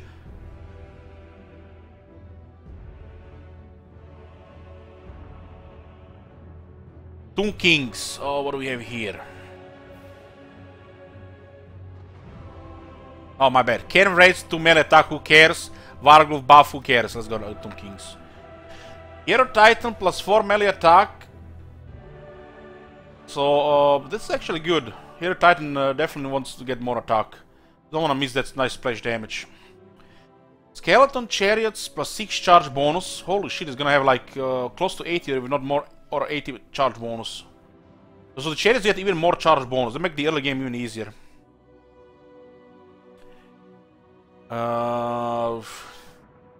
Carrion plus 50 MK cost. Hold on, you're telling me people play Carrion in multiplayer? But they don't like Nekara Horseman or the Skeleton Horseman? The Pulchal Stalkers plus 3 bonus versus large. Casket of Soul getting buff plus 4 explosion damage plus 80 AP explosion damage. Oh my god.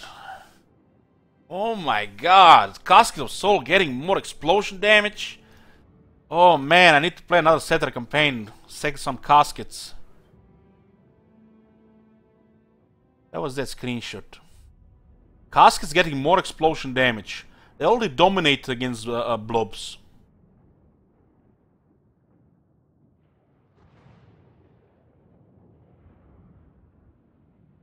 I have that picture somewhere.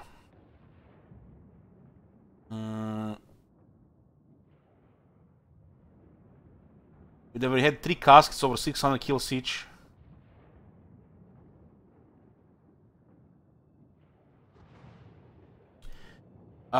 In other words, the caskets are really strong against groups, and more AP damage on the caskets just makes them a little bit overkill. This is stuff that makes overpowered units. Because the casket of souls bombardment attack is really crazy. These units were never supposed to have more than 1 per army, and they give you power reserve as well increased. You get a couple of these units, 2, 3, 4 in the army against blobs, just overkill. It's like mortals on steroids. A Bone Giant gets plus 20 AP projectile damage, plus 30 base projectile damage. Oh, that's good. Bone Giant is one of the most spammable constructs, because you're gonna want to get that building in every single provincial capital.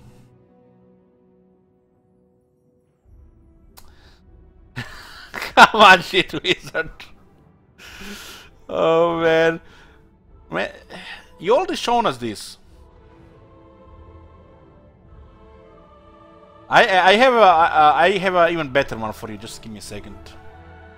I even have a better one. You know, that one you shown me. No, it's it's okay. But hold on.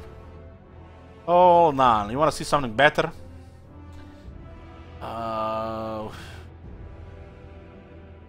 This is better.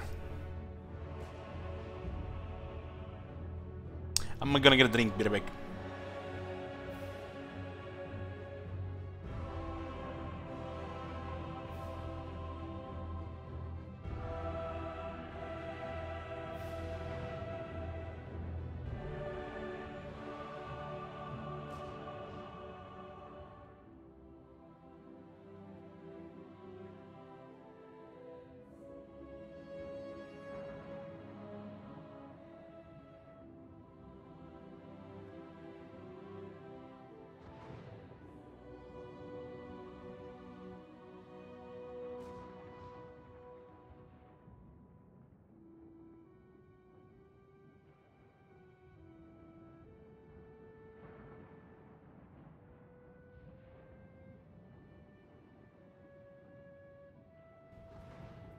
Oh my god!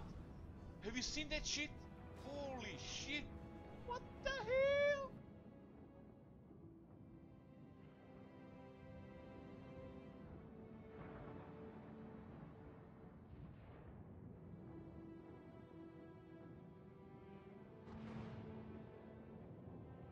I'm back here, boys. Hey, Scotty. Yoo-hoo. Thank you for 7 months.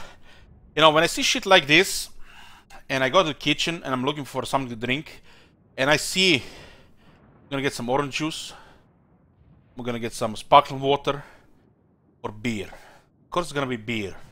Can you show me beer after showing me this? Like I'm gonna drink.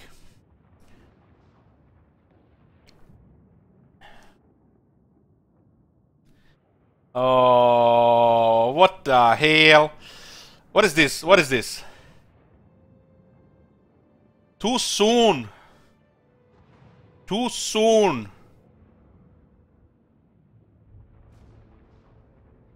What a Dal's link.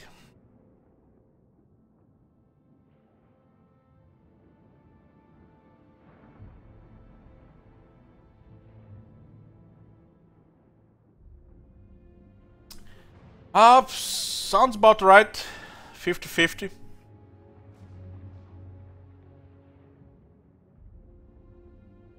You guys can use Steam to get screenshots. What the hell? Okay, where were we?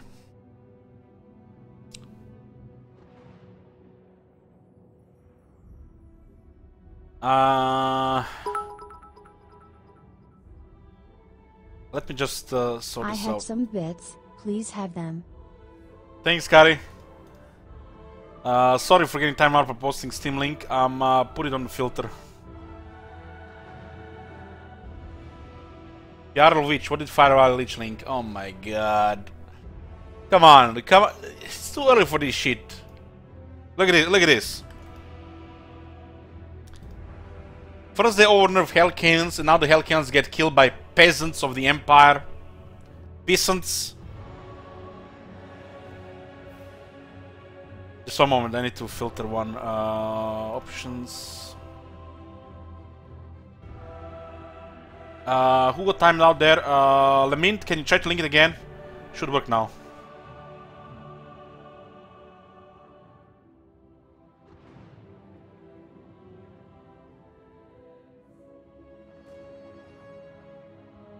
You're gonna have to ask permissions for some of this link, guys. Not everything is allowed to link. Okay, that one is not filtered anymore. Streamable? I don't know what that is. Streamable. Oh my god!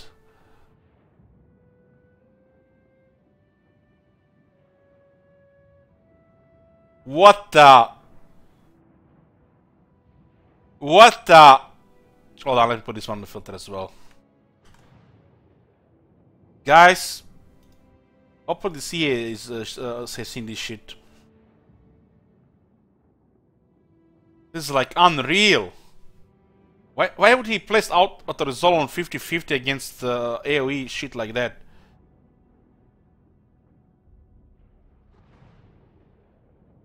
Okay, should work now.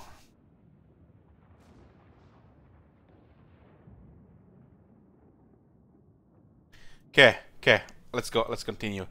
Wood Elves. What do we have here? Tricky minus 2 charge bonus plus 5 melee attack, minus 3 melee defense. So Tricky now have more attack. That's good. They already had too much melee defense as it is.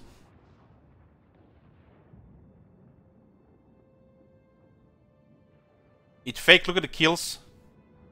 What do you mean? Look at it. It killed over 1,000 there. Sounds right.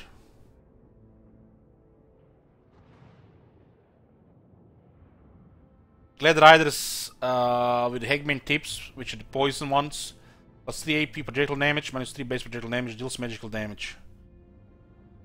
More arm piercing damage on the Glade Riders. This makes them actually viable, more viable now.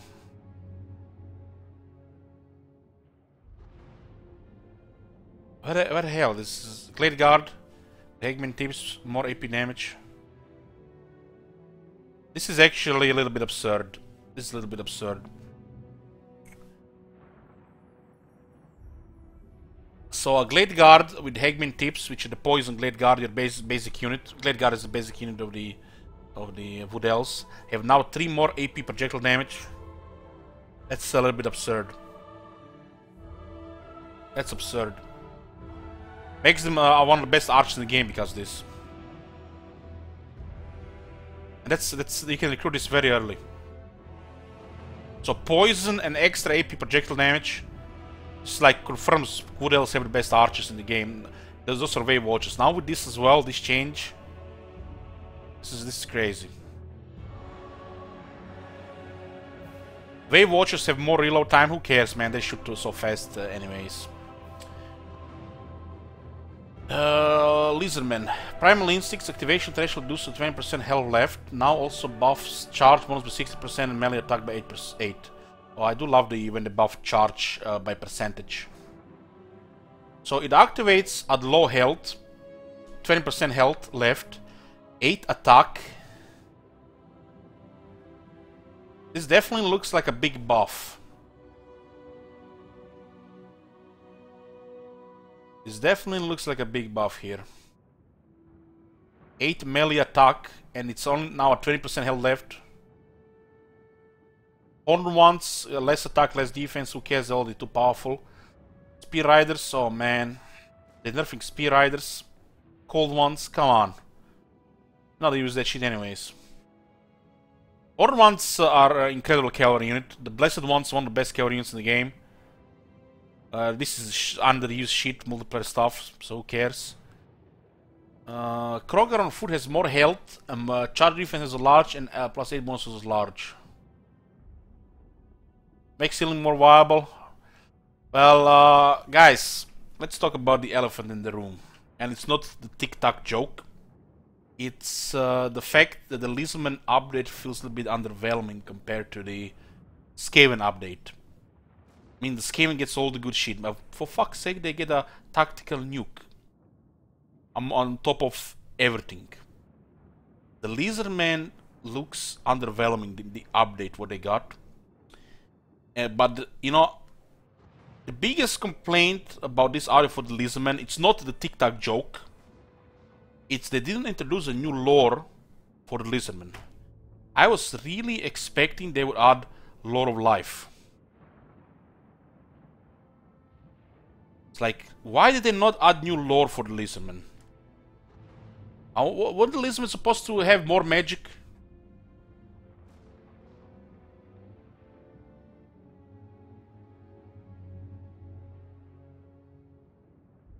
I don't know. What the magic Lizardmen have seems a bit underwhelming, considering they have slants. You know, the most powerful wizard mages in the world, Kappa.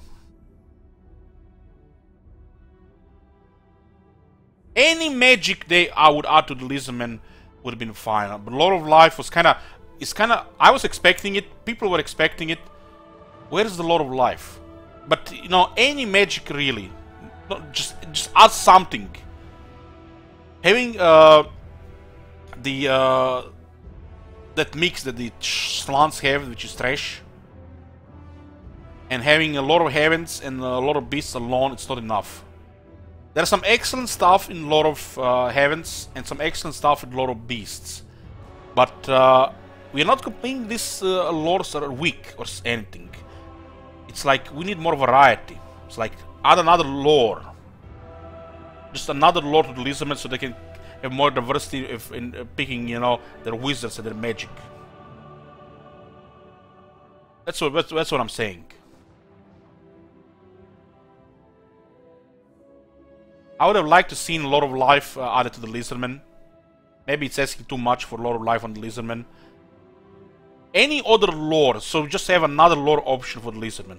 After you play a couple of Lizardmen campaigns, the Lore of Heavens and Lore of Beasts kind of get boring after a while, you know. I love spamming Flock of Doom. I just love seeing all those units getting deleted in a mosh pit. Bullying rats with the what's it called, the Wind Blast. That's like my highlight of the day. But we need more, something else, you know, another lore. Krogar on a cold on a horned one is 8 monsters large. King Chief on Terradon now has a stronger drop rock projectiles, increased mass for Terradon. King Priest on Terradon now has a stronger drop. What do we have here? Pegasus Knights have +3 charge bonus. Royal Pegasus now have +3 charge bonus. Beast Slayers of Baston, Stone, +5 monsters large. Man at Arms Polearms +1 monster large. So they buffed anti-large on the Polearms, and the Regiment of Renown now does even more. Not much unit changes for Bretonnia. Okay. What do we have here? Skaven. Oh. Skaven Assassin, added Vanguard deployment, now uses Assassin's Trophy instead of Quick's unique Trophy Head's ability. Summon Plague Monks, correct anti-health to match Plague Monks. Yeah, I mean, Skaven got buffed hard in the last update. The Plague Monk Sense Bearers got +1 melee attack. We can't really upset the multiplayer balance by adding too much. What do we have for the Warriors of Chaos? Sigvald, +5 melee attack. Yahoo! I love when Sigvald gets buffed. Sigvald needs to be perfect. Forsaken +2 charge bonus. Demon Spew, the Regiment Renown Forsaken gets +2 charge bonus as well. Marauder Horse Masters get +2 ammo. Oh, not bad, not bad. Marauder Horseman Javelins get -2 ammo. Who cares about those guys? It's actually pretty good nerf against some of the AI compositions. Chaos Spawn +2 melee attack. Weird Spawn +2 melee attack. I like that. I like that. And Giant now runs faster. +3 more speed for Giant. I mean, Giant +3 speed. It's a nice start to make Giants, you know, actually survive until melee. It's a start. Norska.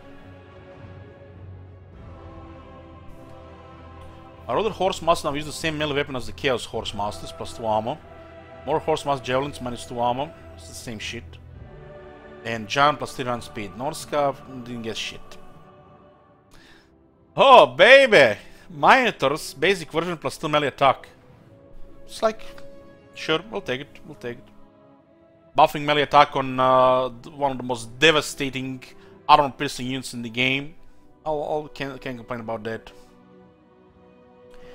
Chaos Spawn get more melee attack and Giant runs faster. Yeah. There's a wall of text here. Abilities. Primal Instincts reduce the hit point percentage at which Rampage triggers from 50 to 20%. That's a great change, I think. When triggered, the affected unit also benefits from plus 8 melee attack. That's nice. Shame's Burning Gaze, plus 20 explosion damage, minus 5 AP explosion damage, plus minus 2 projectile damage, minus 7 bonus force large per projectile. What the heck? They're nerfing missiles again? I mean, maybe just gonna be good now using against infantry, so it does some explosion damage. Why are they nerfing missiles again? It's already over nerfed. Minus 11 bonus per large per project. That's bad. Okay, this is looks like all missiles are getting changed. Like, holy shit, look at this. Vindictive Glare, minus 95 explosion damage, plus 25 AP explosion damage, minus 15 AP projectile damage, 30 base missile damage, minus 22 bonus versus large per projectile, power cost of 4. What the fuck is this shit? Vindictive Glare, if I'm not mistaken, is the little war. The Gaze of Mork is the Vindictive Glare is the big war. This is the big war. Gaze of Mork is the little war. I think this is the big war and this is the little war.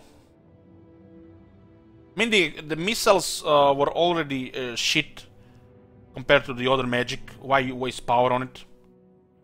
Only the AI casted missiles. Okay, just ignore all this missile shit. What do we have here?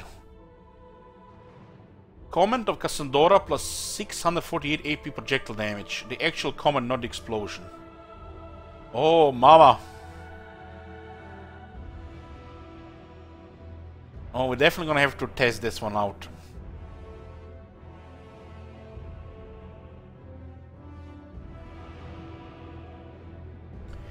High King. Remove requirement for target units to be above 50% morale. What? But it's the High King still has to have low health. This is like nothing. This is not change at all.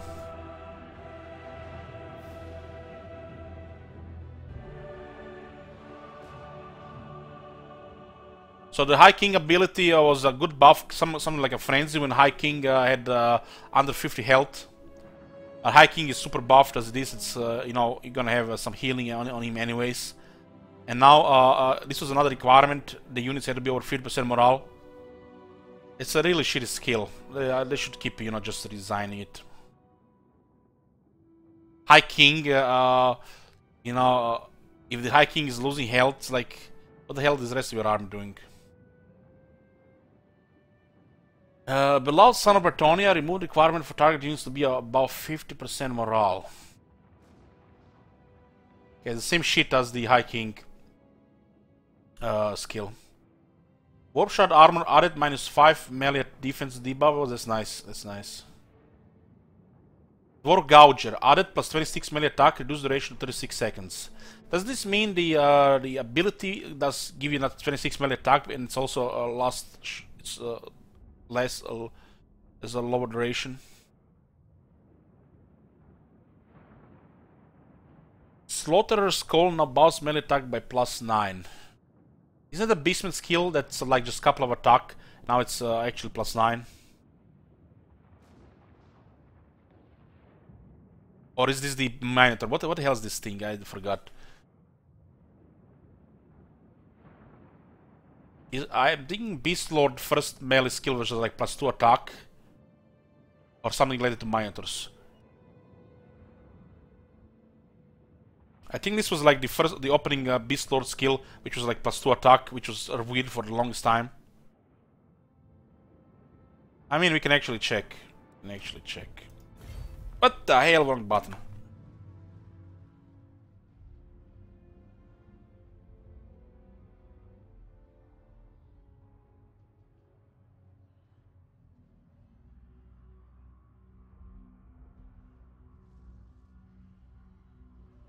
I think it's a Beast Lord skill. We recently finished a quick campaign with the limited Stormworm and artillery. When is the DLC playable?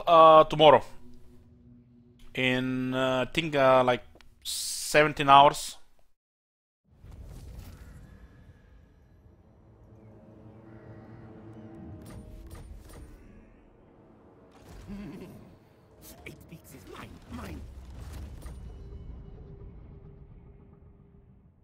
It's one of the skills on the Beastman, I think. Have any Beastman saves? We haven't played a Beastman in a while, so people can't complain when I start a couple of Beastman campaigns soon. We must preserve this world.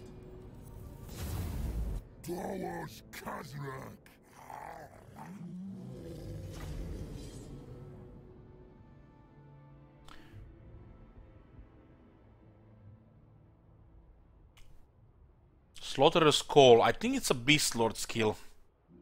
Or something Beastman related.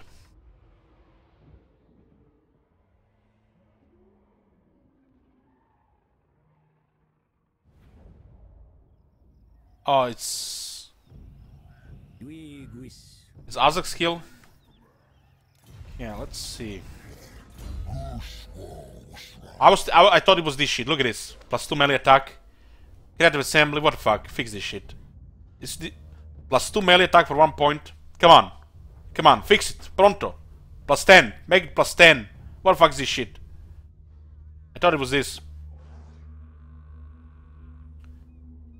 One day, boys. One day. Azak. Might be Azak. I fight for the greater good. Talk in the crowd's whispering. Gorbel skill. So it's Beastman after all. Passive, huh? So what did it say there? By 9. So it's what? It's a nerf what? Black crap. If you guys wanna see a green screen campaign, make sure to follow Twitter. 500 follows on Twitter, will be starting a green screen campaign. Not that much left to queue a green screen campaign. Link is below the stream, boys.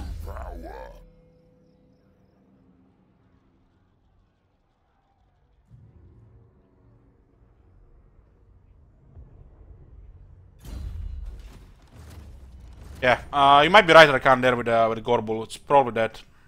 No, I knew it was some. I thought it was something Beastman related. Yeah.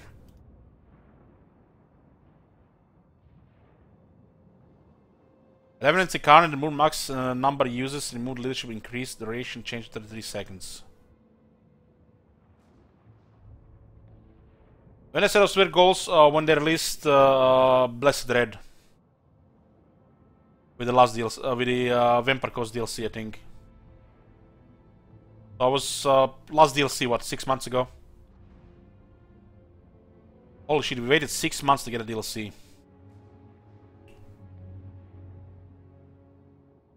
One Horseman Speculum got nerfed, fucking hell. That item was so good.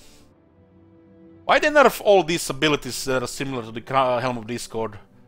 It's probably the best item to be used on warrior priests. It's a AoE debuff thing. Very nice to go with warrior priests. I love that item on Warrior Priest. 30 meters, still usable, but it will not affect the extra unit now. Star of Avalon, 10%, minus 10% less health healed per second. Who cares? The rare threatened spell improve targeting UI, change detonation speed, added plus 20 AP explosion damage. We rarely use this shit, so doesn't matter. They buff the drop rocks, huh? From characters.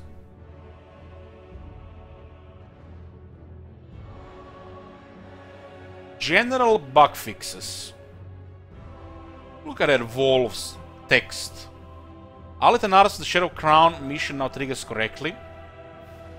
Pick several instances where braziers would appear sunken into the ground on battle mobs. Punitive trade now correctly decreases enemy missile resistance. What? Are you telling me it didn't work all this whole time? You know, guys, I said it. I said it before, and I'll say it many times more.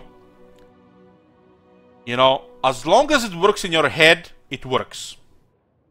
And I can't believe this is one of those things.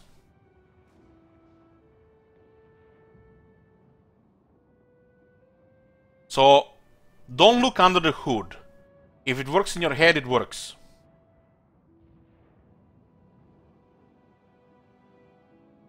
Kron Helebron now enters the battle with the correct fatigue level based on her Dead Knight meter. Flagellants now receive the correct buffs from Lord skills. Sword of Chaos now receive the correct buffs from Lord skills. Tomb King Veteran Infantry now correctly applies its bonuses to Tomb King's Infantry Regiments of Renown.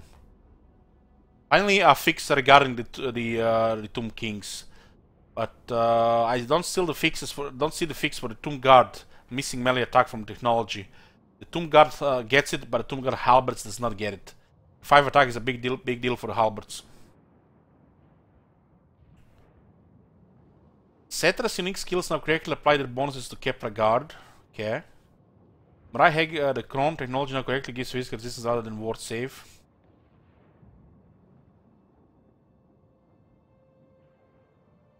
What? Is it really? Is it true? We're finally getting this shit fixed. Been in the game for 3 years.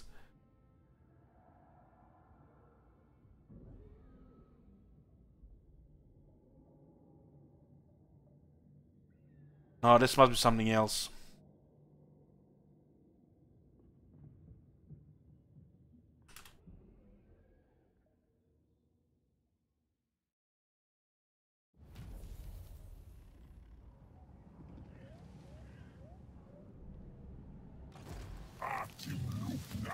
What the fuck is Dutro doing in Grond? Ah, I remember.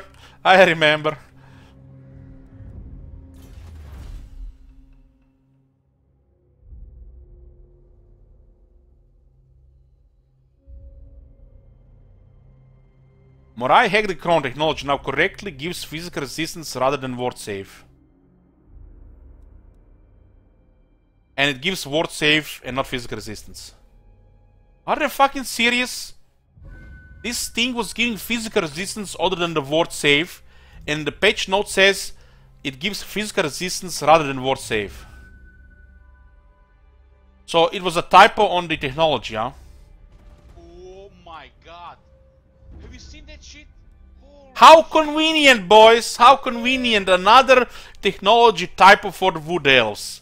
You remember this typo, guys? Only taken 3 years to fix, and there was 2 typos in this technology. Typo number 1, armor plus 20% for elf infantry cavalry units, and you know they fixed the typo. It was not a bug; it was a typo. And when they were fixing this typo, they forgot another typo: ammunition plus 10% for missile units. You know, they forgot another S there. So by fixing one typo, I guess they can fix only one typo per patch for the Wood Elves. Maybe next update in 6 months, this typo will get fixed as well. Hey Banana, thank you for 9 months.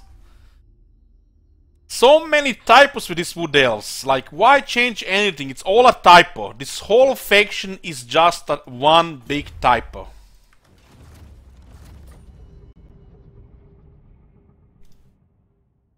Loki Failhard now benefits from the text Master of Murder and Hardship and Cruelty. Huh. Now we're gonna have to go see what that shit is. We must preserve this Kraken Lord of Karen.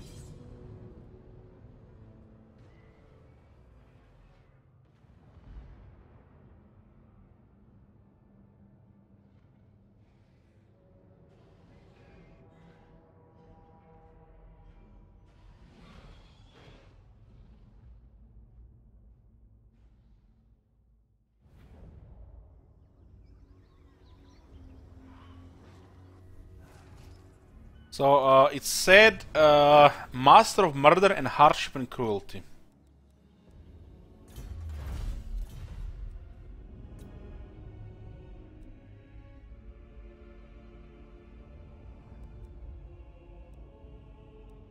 Hardship and Cruelty says hero recruit rank +2 for Dead Hags, hero recruit rank +2 for Kent Assassins, melee defense +5 for Doomfire Warlocks, and melee defense +5 for Lords and Embedded Heroes. So it looks like it didn't. The Lords and Embedded Heroes didn't work before. Masters of Murder. So yeah, it's attack and defense for the Lords and Embedded Heroes. It didn't work for this faction apparently. Okay, what else? Vampire Coast captains will now modify public order without the need to have a point placed in spread public order. So they missed that passive one that all the guys have. Scavengers of the New World technology now applies to Vampire Coast settlements.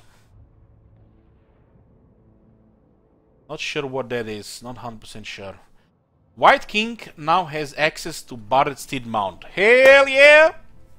White King has been missing its armored, his Barded Steed, which is the one that gives more armor. It's a Norse attack. Ah, of course I don't know, man. I have not played Norse in Warhammer 2.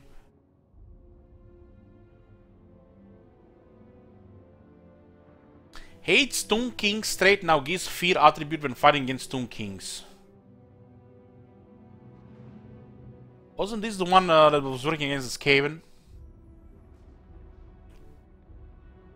Target spells abilities are no longer cancelled when units are out of the battlefield. Projectiles with a fuse should now detonate correctly on a Hellfen battle map. Ambush spell text will no longer be displayed when you choose to fight a sea encounter. Okay, it's a bit weird, you know, whenever mentioning that.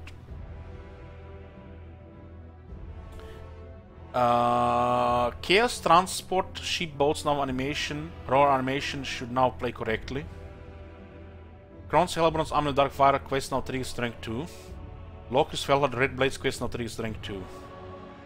The recruit rank now displays correctly when utilizing lots of plus recruitment rank effects. Aha. They're talking about they're talking about this where we just went a little bit overboard. A recruit rank now displays correctly when utilizing lots of plus recruitment rank effects. Okay, one moment guys, let it load. Let it load. Looks like somebody was watching the Tomb Kings campaign. This is our Setter campaign. We played, was it like, when was that? I don't know, I forgot. This is our vassal, our dog, Cockroach, and our vassal, High King. He bent the knee, boys. It taken a while, but he bent the knee. You know, it's like, what? We just need to send all our armies here for him to bend the knee. As you can see, vassals, Karakadrin, and Aegis of Neck. And only these broken factions left in the game. We let Malekith sail the seas for the rest of his life. So what do we want to show here? Yeah. Oh my god. Rank 100. I didn't even check towards the end. Look at that, rank 100 Lord. In Warhammer 69! We're gonna be able to recruit rank 100 Lords. Or use them. We already can recruit them right now. It's not gone, we don't have the patch, Senate. don't have the patch. So there is a bug if you have so many Lord recruit ranks or Hero recruit ranks. You can go over 40, and when it glitches like that, you only get a rank 39 when you recruit. So that we have encountered this issue before. If you're wondering how the hell do we have so many recruit ranks, one of the building which you're gonna build in every capital, the Royal Burial Chamber, gives a Lord recruit rank +1 faction wide.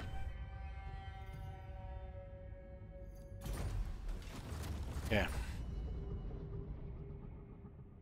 Yes, they can jump. They can. So what do we have here? Night Goblin Fanatic Sphere chain is now properly connected to the Night Goblin's Fanatic hands. Oh man, I thought they actually fixed on all the battlefields. Who cares about this shit? Properly connected Fanatic hands. What about those balls that just spin in the spot? Fanatics are such a fun unit, one of the most fun units in the game. They need to fix it to doesn't bug on more battlefields. Tinahowen confirms Skasnik's difficulty. Can't wait to see you figuring it out, smile. Hey Manuel, thanks for the bits. Yeah, we'll playing it. We'll play it. The Night Goblin Fanatics have an issue on some battlefields when they release the Fanatic, but they just spin in the same place and they disappear, so it's bugged. This makes the Goblin Fanatics, you know, unreliable, or should I say 50-50. Especially when you're going for a Fanatic play being relying on the Fanatics to kill most of the enemy infantry. What is a Fanatic play? I will give you an extreme example.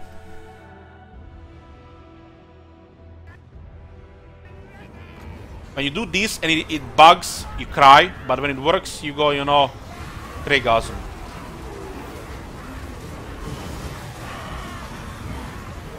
Massacre! Clip that shit! Clip that shit! What the fuck? Okay, so relying on the Fanatics is always gonna be 50-50 because they are not fixing this shit properly. The Skaven corruption button now highlights when triggered with the shortcut key. Okay. Treasure maps and pieces of 8 panels now close when using the shortcut key. Okay. Fix an instant where diplomacy and advisor voice over could trigger at the same time. Creep horrors are now gripping their weapons correctly during move orders. Thank God they fixed the creep horrors. When we play it in 50 years, when they get buffed again, we might actually use them. The dainty paws of the crew member on the back of the Doom will now line up correctly with the handle they're pumping. Finally, that was triggering. I didn't even want to zoom in on the Doom wheel because of this shit.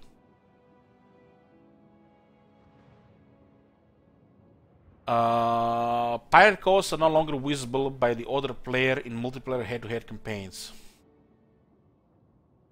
Yeah. Warlock engineers now start with warp lightning spell. Hell yeah!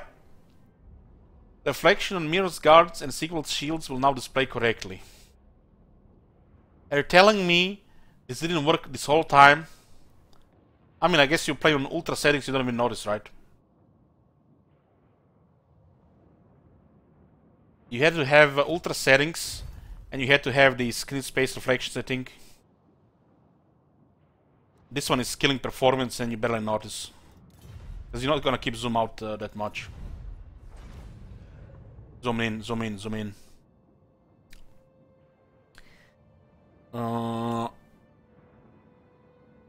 Loki Felhard ship should now animate correctly. So he still doesn't have a black arc. Lords and heroes should now appear as correct faction color in event messages. Fix the rare issue where the infamy list would only display one entry. The odd gold skill now generates more gold per turn for runesmiths and loon lords. Yeah, that's a good change.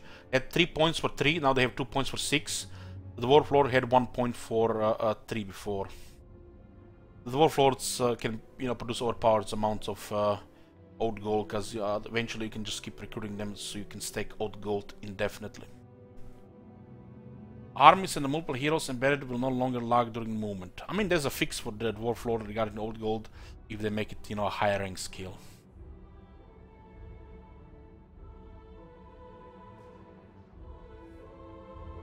Armies with multiple heroes embedded will no longer lag during movement. Guys, this actually was a common issue. Can't believe they fixed this. This was a common issue because it was calculating movement remaining for the characters when the Lord moved the army. Fixed a rare issue that could cause the UI to be blank on the pre-battle screen. Arcane executions can now be recruited from black arcs. I couldn't recruit them before. Hero emblem is no longer low resolution when playing in 4K. Intervention cost text no longer overlaps panel in 4K. What is this 4K new thing? It's only 1080p, man. 4K. What is this? Mid. Who plays on 4K? Fix some issues with numbers appearing in small font in 4K. Diplomacy options will not display correctly on screen in low resolutions. Hey, Bress. Yoo-hoo!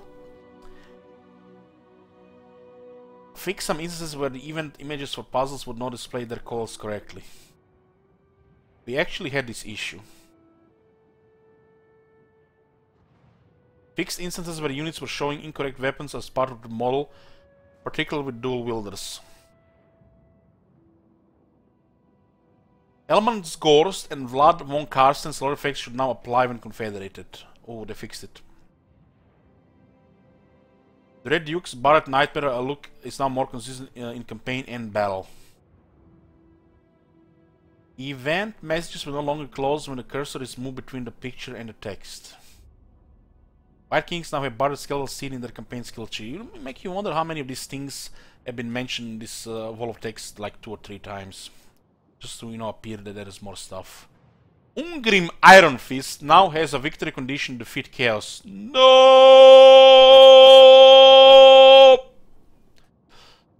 My bad, guys. Now we have a longer Ungrim campaign and not just, sweet, short campaign. Fix an issue that could cause a crash when pressing escape too frequently during Tomb King's intermovie. So, guys, I was thinking about something. Hold on. I was thinking about something. There are some factions in the game which requires you to defeat Arcane so you can finish a short campaign victory. This is a sick joke from the developers, because requiring you to defeat Arcane, or even worse, push Chaos into the Chaos Ways for a short victory is just a sick joke. Absolute perverted sick joke. So after our last time when we needed to do this, when we chased them and spent, I don't know, whole day doing it, I am starting to feel that we are not gonna be getting victory screens in the future on some of these campaigns. I will work hard against my OCD and my closure requirement to give you guys better experience, so we don't have to spend 1 whole day or 2 whole days chasing nonsense. More about this in future.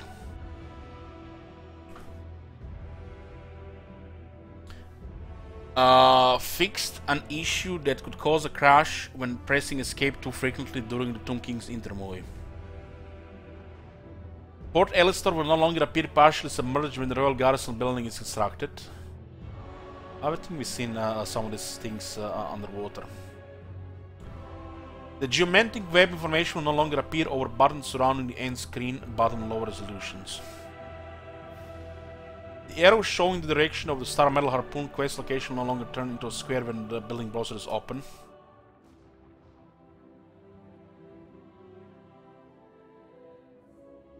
The button, well, the short victory should be short. The long victory should be long, and a domination victory should be added. Short victory as it is right now is broken. It is broken for most factions, because it's not short. They add some of the conditions there which make campaigns, every campaign, long. Short victory should not require chaos at all.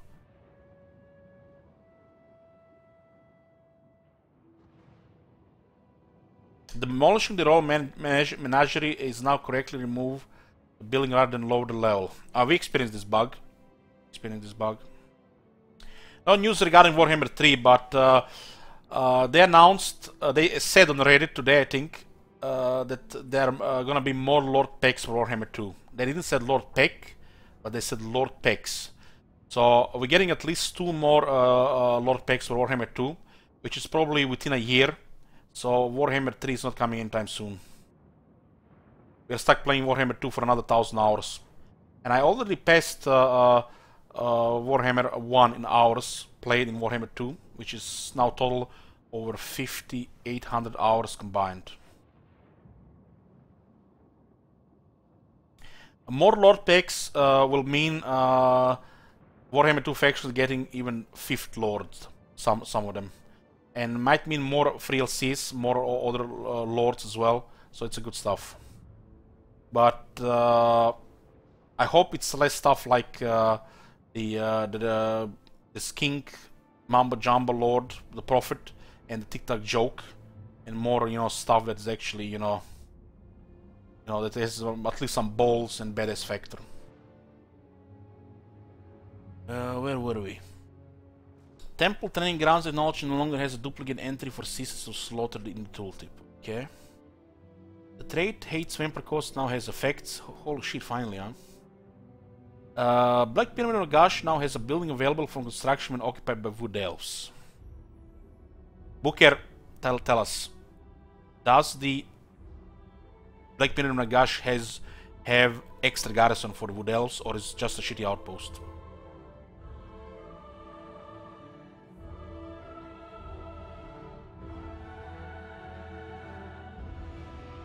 Vampire Coast Mutineers will now have more variety in their armies when spawned.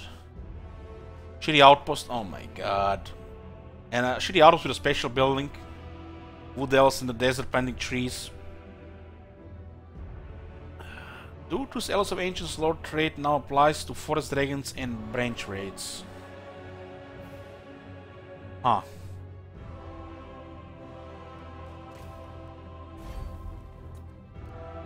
This is the one that lowers the Forest Spirits upkeep.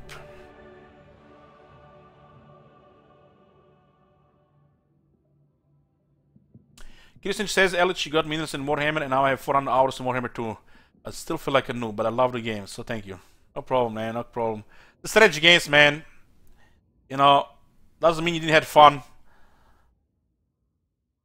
Doesn't mean you didn't have fun.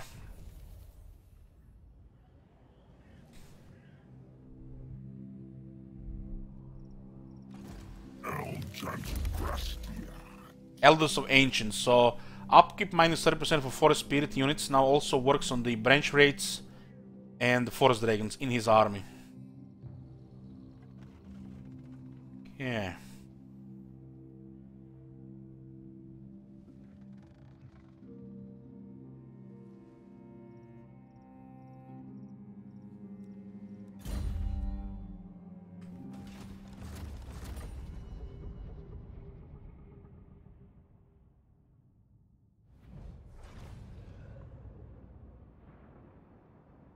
Vampire counts can no longer engage in diplomacy with Warriors of Chaos. Oh. Emily is no longer listed twice in Count Noctilus victory conditions. Modding and save games. Who cares? We don't use mods and shit like that. This is it, boys.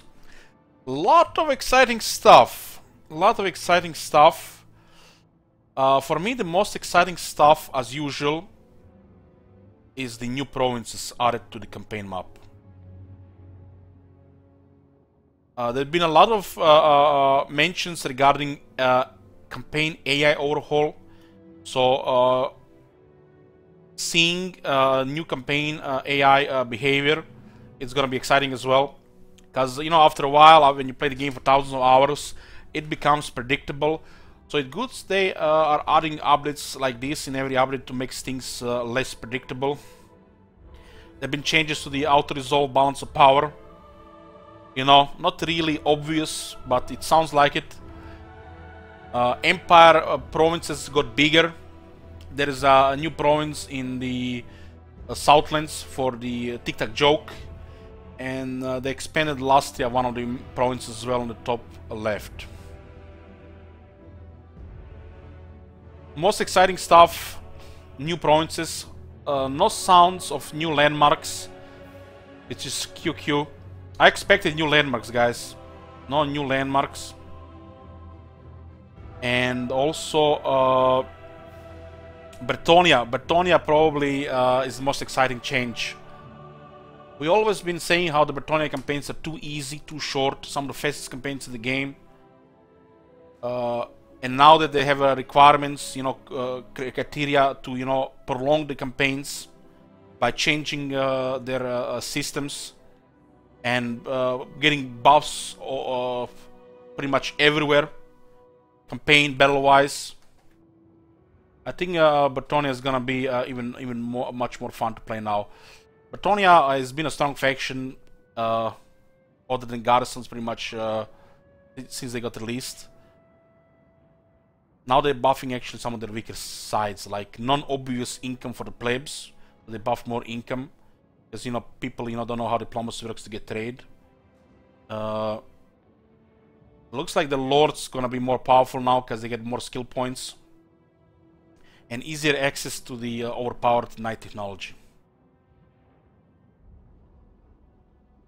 Bretonnia garrisons getting more units will also make Bretonnia more viable to defend their settlements without extra army around. There's a lot of exciting stuff for sure, and I'm looking forward, really looking forward, playing Clan Skryre. We'll be picking between Borrel and Carcassonne. I might give it for the chat to vote which one you want to see, because we're not gonna see Bretonnia campaign again anytime soon. Since we played a Bretonnia campaign recently with limitations, and not really recently, but we did play it. So it's gonna be between Albric and the Fey Enchantress. Maybe I decide myself, maybe I let you guys decide.